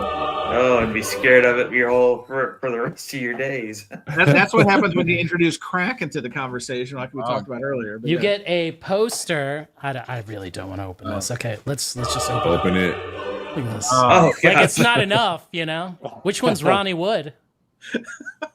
Is Bill Wyman on here? Is Charlie Watt hidden in there somewhere? Okay, like you didn't have enough, and then you have to get the album of it, right? You thought it was not enough, right? Jason, do you need to talk? Are you okay? You know, I think the best picture here is this one of Mick Jagger. Let's look at him right there. Yeah, that's terrible pictures. I mean, Ronnie Wood there, and then I think this one with Mick. I just like this. Wait. Can you highlight the other photo, the one he's drinking like piss out of a piss? I mean, this one. They all look like they were taken with an iPhone 4. They might have been. Jason, how does it feel to be the only person in North America to own that box set? Okay, and ready for the groove seeker. For the groove seeker, here it is. Here it is. There it is in smaller size. Wow. Jeez. You really you pull it out. You know, and here it is. Woo. Like my. You know what? Right? I think those it's actually the Blu-ray. Hang on, Arnaldo just sent me a smoke signal. He asked me to do this. Shame! Like, you know what? You didn't think it was enough. Like, here we go. Like, it's just. You know what? I think the cover variants now I get them because I fucking hate the cover. Like seeing it 5 times in a row in the same box set. It can make you sick. It can make you sick. Even Mazzy's offended by this display. What are you doing, man? This is peak collector culture. We just brought it. I mean, yes. So a box of shitty sound. Yes. I thought being in the dark here alone was scary, but man, you just scared the crap out of me. Wait. So if Massey think it sounds like dog shit, it must be the best thing ever. Jason, do you have a sticker of Rhino Hi-Fi you can stamp on it so Mazzy likes the sound quickly? What? Are you going to do a shootout between the CD and the vinyl for us, or what? We can. Okay. Isn't it a Blu-ray? Did you say it's a Blu-ray? Yeah, it is. Blu-ray disc. Now, guys, hang on a second. We do point, counterpoint. Tokyo Brian says, wow, surprised to see everybody hating on the cover. I like the cover a lot. Super interesting. See it again. Not bad, deeper, Brian. Deeper. You want a fucking poster? Stare at it for 10 minutes. You might change your mind. And a slip, man. Jason, is that an in-groove exclusive though? We can only dream. Have you compared the slip mat to your Techniques Mark 12 slip mat? There was like less static. Okay. Probably. Okay, good. Yeah. Well, guys, I think this is what we call the supersized edition of the Power Hour. Ran a little bit longer, but a wonderful topic, and I blame Bret Michaels. Quite frankly, Bret Michaels. Oh, well, I think we all probably the only Bret Michaels rub that the VC has ever given. Master Blaster himself, Bret with one T. Bret with one T. You know, CC, Ricky Rocket, Bobby Dolph, you're watching. Respect to you guys. You don't need Bret. You know, apparently not. They don't get the money. Chance, do you remember in Austin, Patrick arrived and Amazon fucked up and they gave me a Poison record and I gifted to him as a gift of peace. You remember that? That's why he hates us now. Is that what you're saying? Yeah. That's the reason why. Opposite effect. Oh no, Michael went and got one. Prop time. Yeah, I just got herpes from watching that. No. Michael, I wouldn't show that to too many people. Yeah. Well, speaking of collector culture, you gotta have everything, you know. Well, you gotta be careful, Michael, what records you show in public, because if you leave your home, someone may try to rob your home from that valuable piece of wax. Anyway, all right, let's wrap up Power Hour the podcast proper, and we'll get into bonus tracks in a second. I want to thank my guests, the usual suspects, Jose Moreno. Ron, Jose, thanks for joining us. Is this it, or are we going to the? We're going to bonus tracks. Yeah, we just ran long in the first segment, our first segment plus. So, the group. Thank you. The Groove Seeker, Chris, thanks for joining us. Thanks for having me. The VC Villain and Rolling Stones box aficionado, Jason Rojas, thanks for joining us. Thanks for having me back on. I mean, look at this. Just look at this. This is like mustard on your burger. It looks like the shit from the substance at the end. That's 20 years of Hoffman forums. That's what you look like after. Oh, that's the best one. Yeah, Chris hit it right on the head. I also want to thank the newest member of the 5-time Surface Noise Club. It's Kendall in the, what do they call that? Lucid Bright, when you're doing everything by candle. Kendall by candle. Thanks for joining us. Thank you for having me. And then strong premiere from Clash City rocker himself, Michael. Michael, what a show! Would be known you're a Brett Michaels fan. I know it's still the end there. Michael, he loses 10 points by giving me chlamydia. Giving me chlamydia in the eye. Oh gosh, chlamydia in the eye.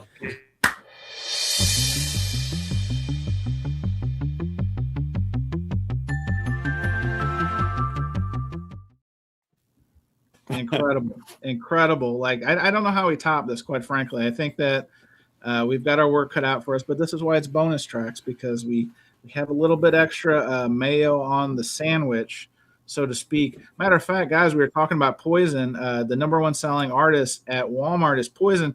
New sponsor. You ready for this? Show sponsor coming at you. And now a word from our sponsor. Hey, y'all, did you know that we've got a whole section of vinyl albums now? Look at these. J.O.'s been over here, and he's done all the Lord's work. It's Sunday. He's put all the good ones up front. So come on down. Pick you out what you want to hear. Take it home with you.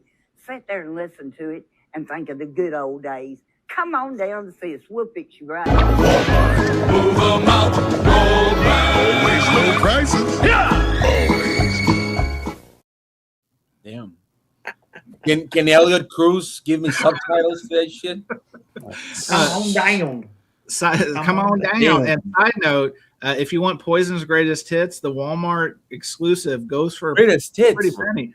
Right. Look it up on Discog. We might pull that one up. True. It's true, and the fact that Master of Puppets was the one that she was touching. There was so much that you could go with from that one. So much going on, but we're happy to have the behemoth. Used to be a groupie. That's what you don't know. The band has been around that long, so who knows? Yeah.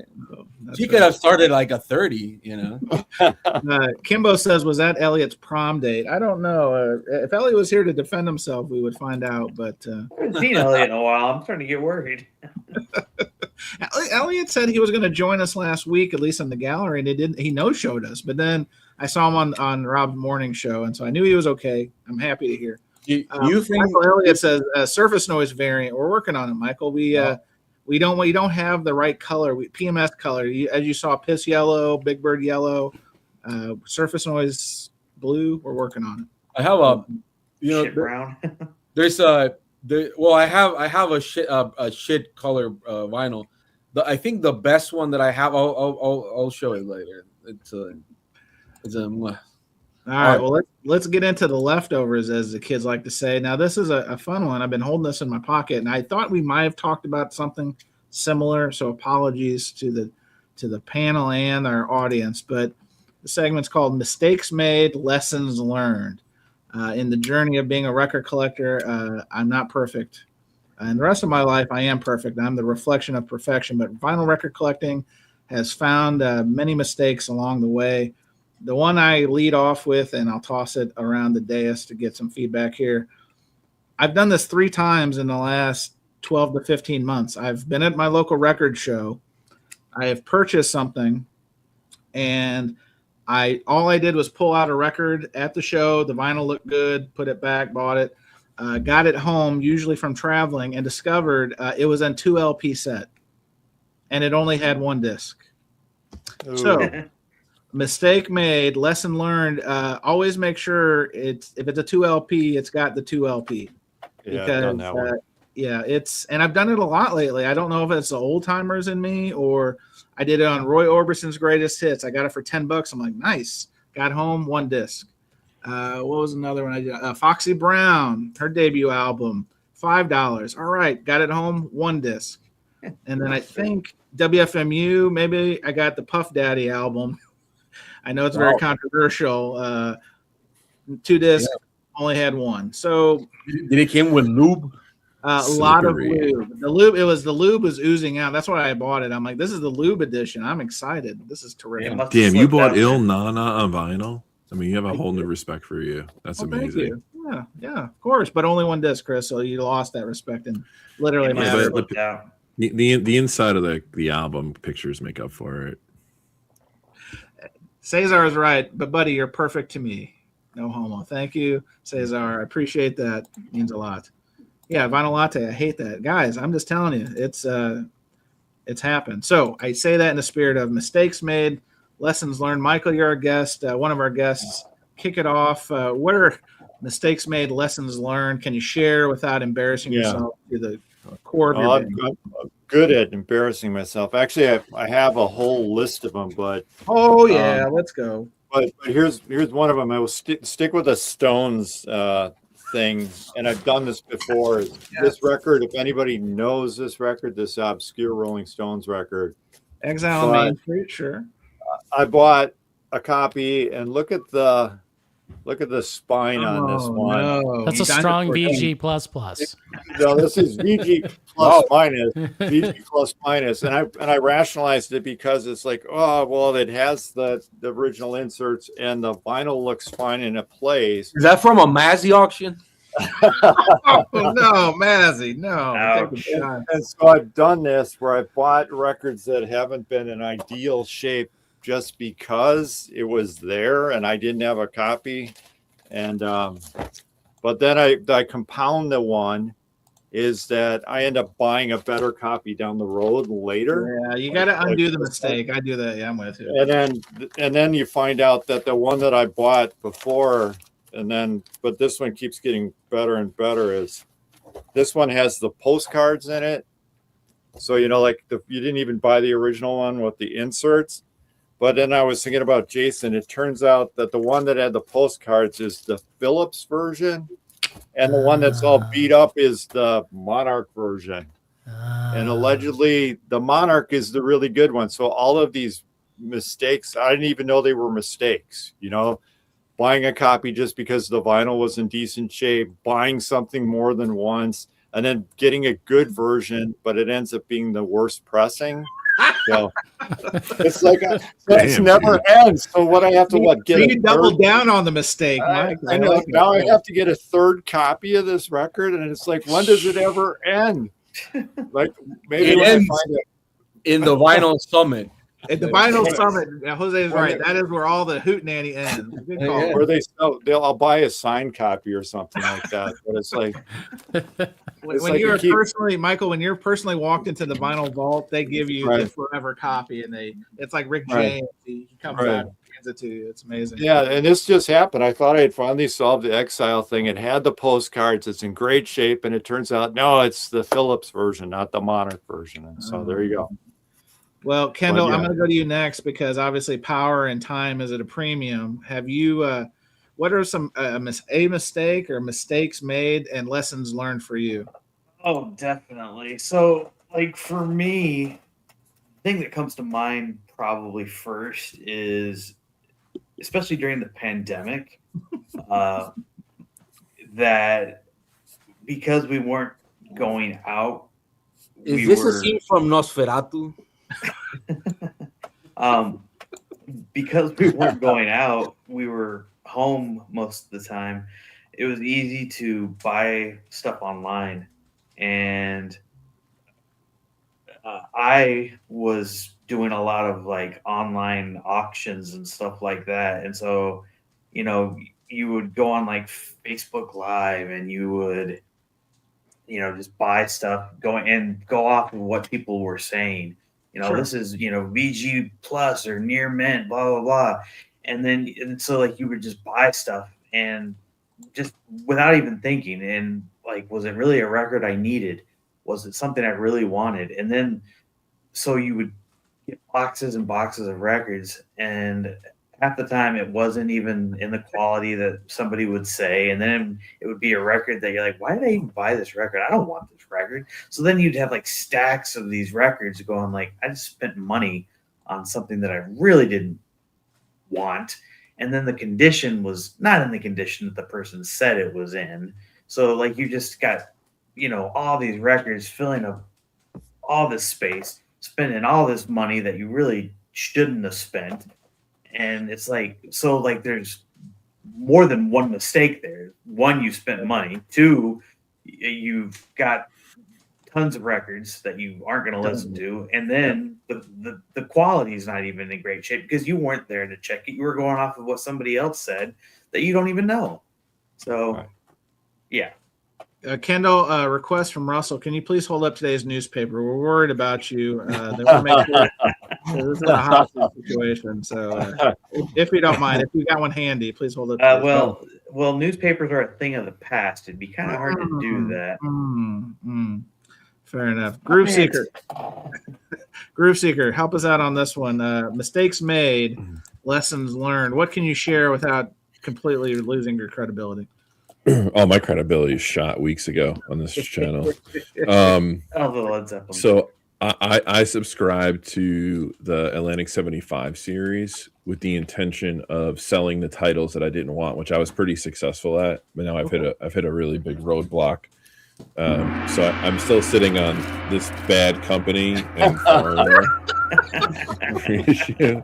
That I think I've dropped the price on these like dramatically, like on every site that I put them on, and like nobody cares. So I tried deadformat.com. I think that's the new discount. I was successful with a lot of the titles, like Yes and some other, but these two are just What's I on tried that to give Bad them Company to record? Which one? That Bad Company record. It's Rock and Roll Fan, A Desolate Angels. Okay. So what you're saying, Chris, is I can expect VCLT this year from you on the Bad Company. No, VCLT coming.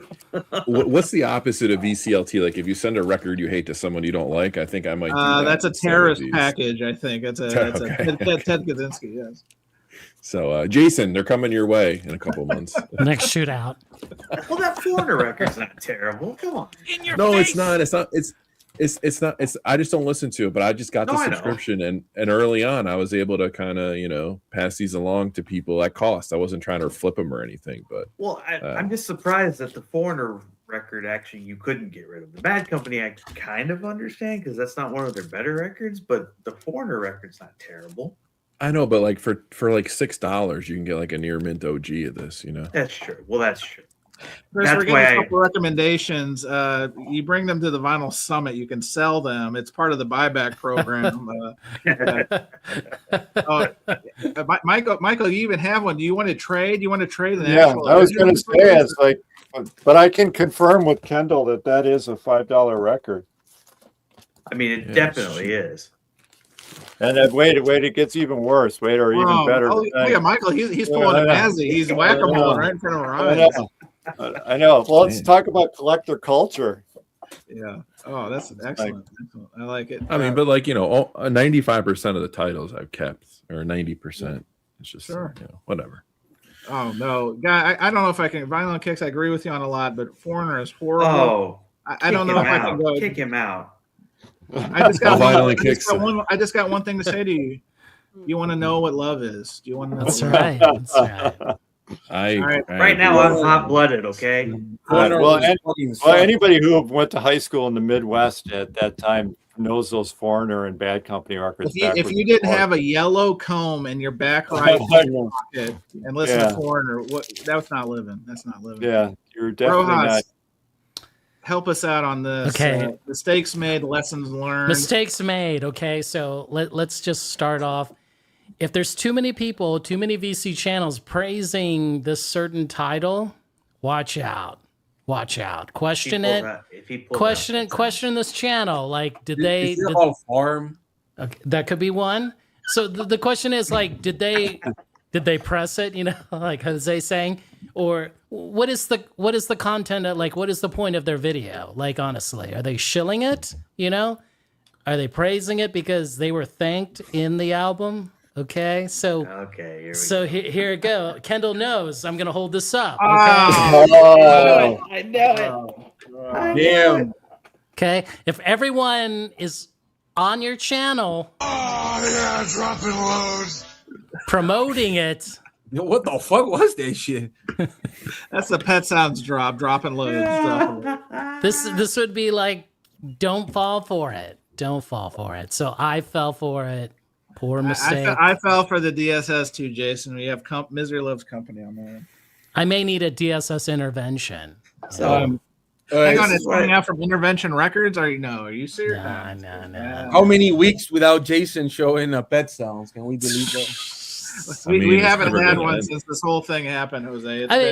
It's been the vinyl gonorrhea. I got to be honest with you. It's gotta go away. So my word of advice, I'm going to be serious here. My word of advice, question the content that you're watching and listening to, okay? Like, what is going on here? You know? Are they trying to sell me something or trying to give me knowledge about something? It's really easy, you know? Jason, are you saying that if somebody got it for free, they might have interests in with what they're saying, and it could be dog shit, but it was free, so fuck it, let's review it. They may not even admit that, right? They may want to eat their cake and do something else, you know? Amazing. All right, well, Jose, save us from another Pet Sounds fiasco. What's have you mistakes made, lessons learned, or are you a perfect record buyer? I don't make mistakes. Can you show the entire discography of Incredible String Band? Rodney Dangerfield, rapping Rodney would like to have a word, Jose, I think. All right, so I would say that my favorite Incredible String Band. Oh no. Damn it, Groove Seeker. Look at this. All together. I actually bought this from a Permanent Records, which I think they thought got me because I'm the only motherfucker that got it. Is this what shut down their Instagram? There's one sticker missing because I did buy this at $19. It was sealed, but they try to sell it for $50.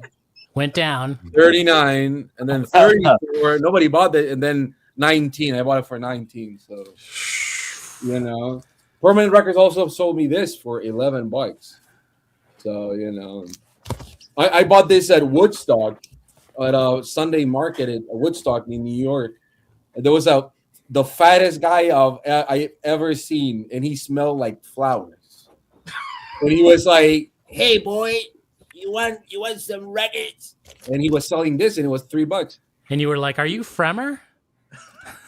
Yes. And I was really happy, you know. And then speaking of Fremer, real quick, I caught on to something. Maybe I was late to the party. Hoffman forums affectionately call him Mikey. Have you caught this? Mikey? Whenever they mention Mikey in a thread, they're talking about Michael Fremer. I had no idea. I'm like, who's Mikey? Michael Jackson? Like, Mickey Rourke? Jackson? I have a confession to make about Fremer. Oh no, Chris. Uh-oh. So, Can you do the breaking news sound? Yeah, hang on. This is breaking news. It's not breaking news. No. Yeah. So Fremer is known to show up at fish shows. Okay. Man. And he sits in the same section every time he goes. So I did walk by last night just to see if he was in the building. I did check on him. He wasn't there. Just maybe he was laced with LSD. I don't think so, because he usually posts that he's there too. But I was like, let me see if Fremer's in his behind the stage seat. Holy Santa Claus shit. That's their best. This is a beautiful record. If I could tattoo myself to this record, like. Are you still showing Incredible String Band? Yeah, Chris, you created this monster. Are you happy? I'm actually looking for one that I can't find, so it got me curious. You know, maybe somebody ate it. You know. See, Mazzy knows. Mikey is Oh, common. yeah. No, I don't live in the Hoffman forums, Maz. This is truth. There we go. You Are we know, going through the whole discography, Jose? Is this the monster that Chris has created? I Please tell me. think, is it true? I don't remember. Paul McCartney's on that one, I think. nah. Yeah. If it was, it wouldn't be in my house. Jose, friend of the show, Breakfast King of Loyola, asks, "Are you still looking for Be Glad for The Song Has No Ending?" I saw a copy yesterday. Yes, I am. Okay, well, I think, Paul, I think you know how to get a hold of Bongarito here. I have some records. Paul, I got some. Power is back in Kendall World. Let there be Wow. light. Let there be light. Oh my God! More Damn. breaking news! More breaking news! In your face, Goodwill. It looks like one of those lamps looking at like an end. You will not have to shit in the Hallelujah. darkness, Kendall. Congratulations, you've done it. Hallelujah. I have seen the light. Well, Jose, anything we can do to interrupt the incredible string band? I would say Yeah, that I regret just kidding. regret buying this version. Oh no! Oh, Signing why? the quill What's cover? your take on that? No, I like the sound. It sounds pretty good. It's just the fact that the album, so when they fuck up with like the album cover, you know, it's like who looks at this and like, hey, that's so good. I wish the original looked like that shit. Nobody's ever said that. No one. So that's my take on it. Fair enough. And- That's a good mistake. And also, is it better than this record? Fuck no. Fuck no. Never better than Incredible String Band. By the way, somebody gave me this copy.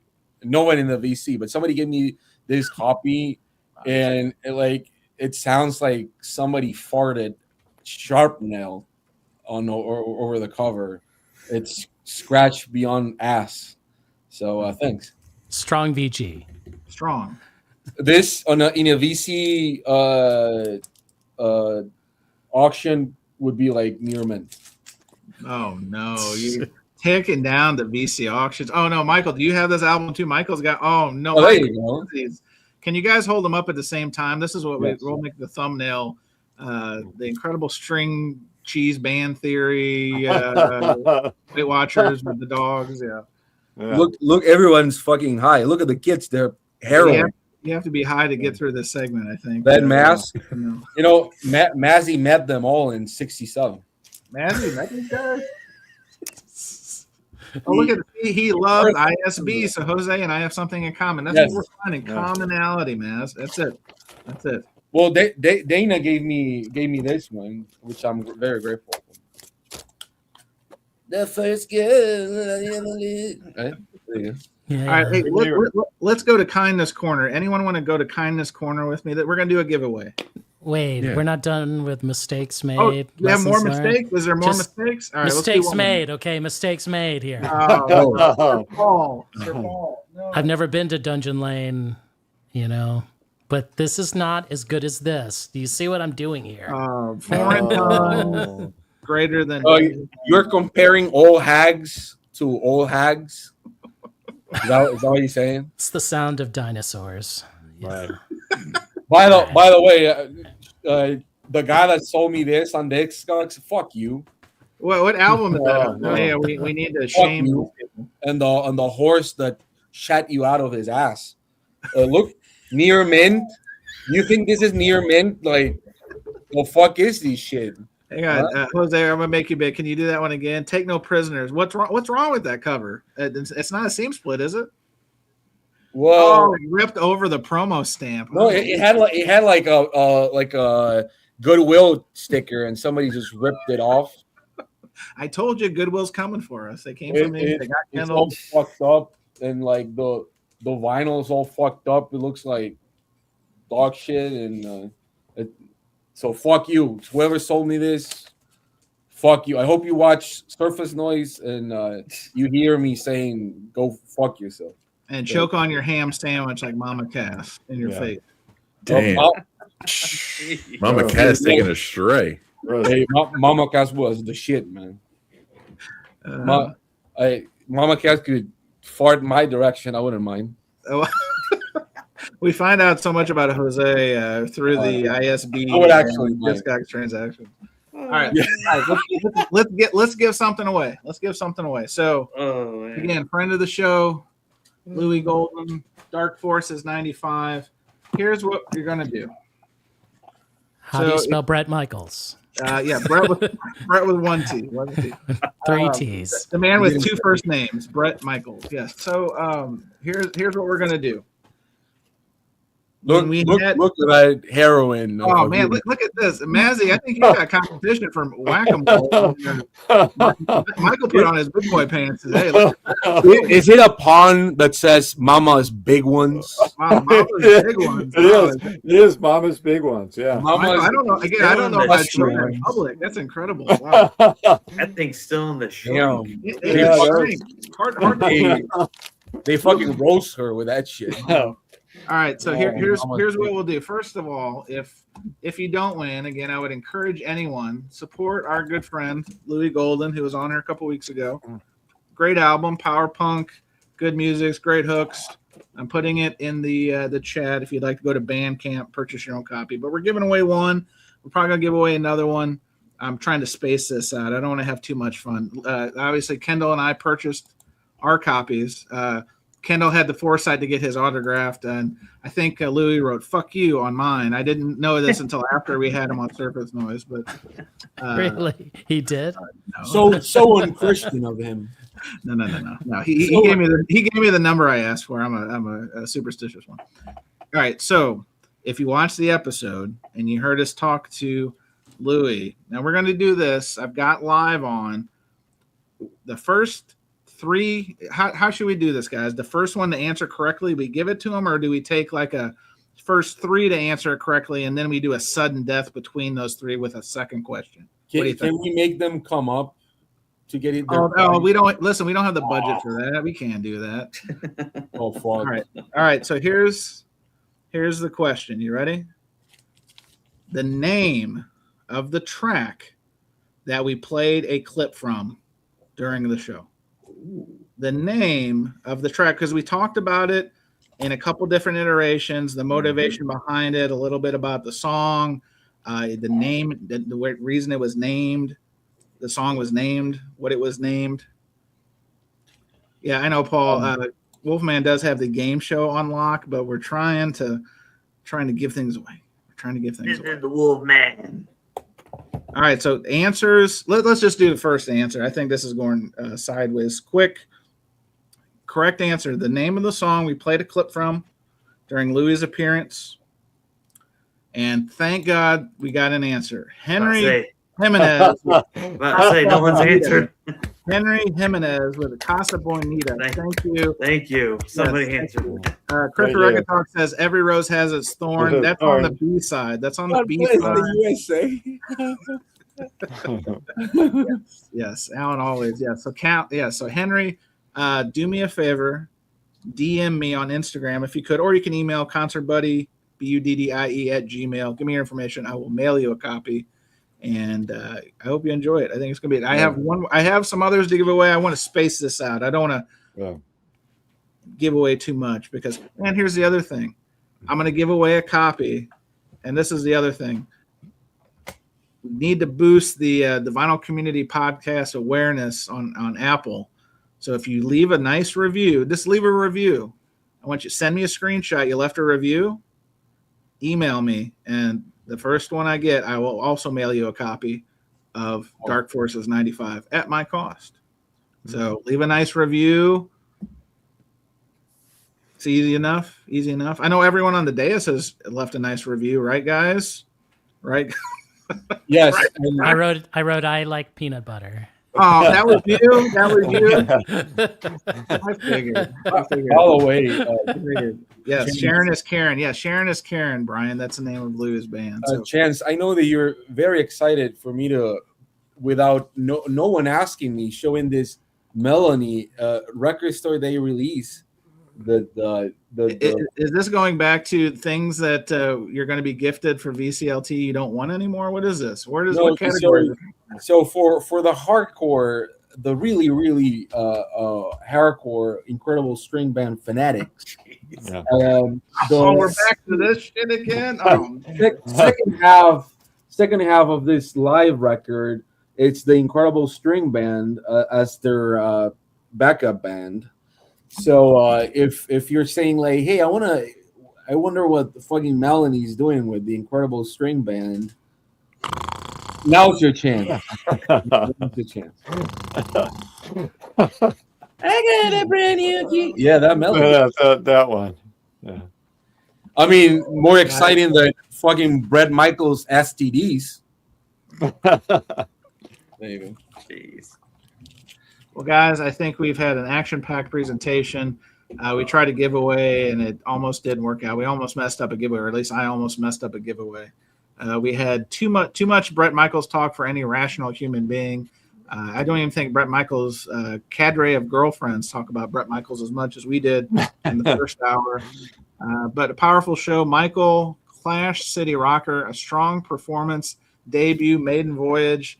Like anything else, I'm sure we'll see you on VC Social Club. Filling your screen before long, too, and I'm happy to see that. But thank you for joining us. Kendall, so glad Power is back. You don't have to shit in the dark. That's always an unfun thing. You have to release your bowels in the darkness. So everything's working out, guys. Well, thank everybody in the chat for joining us. Possibly maybe taking next week off, but stay tuned to these airwaves. You'll find out for sure. Jason, is that Incredible String Band, or is that a new up-and-coming band you're showing? Whoa.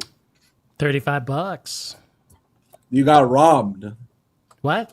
13th Floor Elevators? That's an original? What is that? Yeah. It's an OG. I'm about to say, that's an original. Wow. Look at that cover, though. Did that cover is that from the Tornado? Well, in somebody's auction, this could be a VG++, you know. Whoa, no. In the VC, that's like near mint. That's like sealed. New condition. It's sealed new condition. You know. Oh my! That cover. Talk about shitting in the dark. That cover. It's rough. It's rough. Woo. Record is VG++, but you know what? This cover is not hard as in rock. You know, Jason, how there's a heaven for vinyl records that wouldn't go to the vinyl vault. No. Man. No. In the dark, that's definitely a mid. Look at Massey's comment. Can you what put if that Bret Michaels signed it with a red Sharpie? Would that redeem the? Oh man! Good to see you on Vinyl Dreamscape. Right. So let's show some new music because some people don't know. Okay, fair enough. So this is the new record, Slater, Worst Girl in America. I believe this is one of the top records. Is that fentanyl, people? Could be. So for you VC olds, give this one a chance. Wow. You know, here's my recommendation for you. It's not rock music, of course. It's a bit more. How do I say it, Jose? Maybe more glitch, electronic, perhaps. Yeah, glitchy pop, whatever. Yeah. But does it mama cast big ones? I mean, she already looks tired of the VC already. She definitely does. Looks very tired. We call that collector culture fatigue, is what that young lass is experiencing, I think. I'm gonna have to wait, Jason, until I see Massey's review in 2 weeks. Then I'll tell you about it. Oh wow, that's incredible. Oh, I know we're running a little long. Can I tell a quick story? I meant to do this earlier. Do it. I went this weekend to Chicago for the Chicago Record Show. I hadn't been in a couple of years, and I had a good adventure. But I saw that. Are you guys familiar with Luna Music in Indianapolis? No. Okay. So it's called Luna Record Shop in Indianapolis. It's near Butler University. Butler Bulldogs. Go Butler Bulldogs. Buttload. I had this plan to go to Chicago for the record show on Sunday, and midweek I saw Luna got an amazing collection, and this is gonna be exclusive just to the live viewers. I won't have this on the podcast, but Jason, I wanted to. You probably have these records, but I thought of you because I couldn't wait to show you. Oh my goodness, there's so many records coming at me.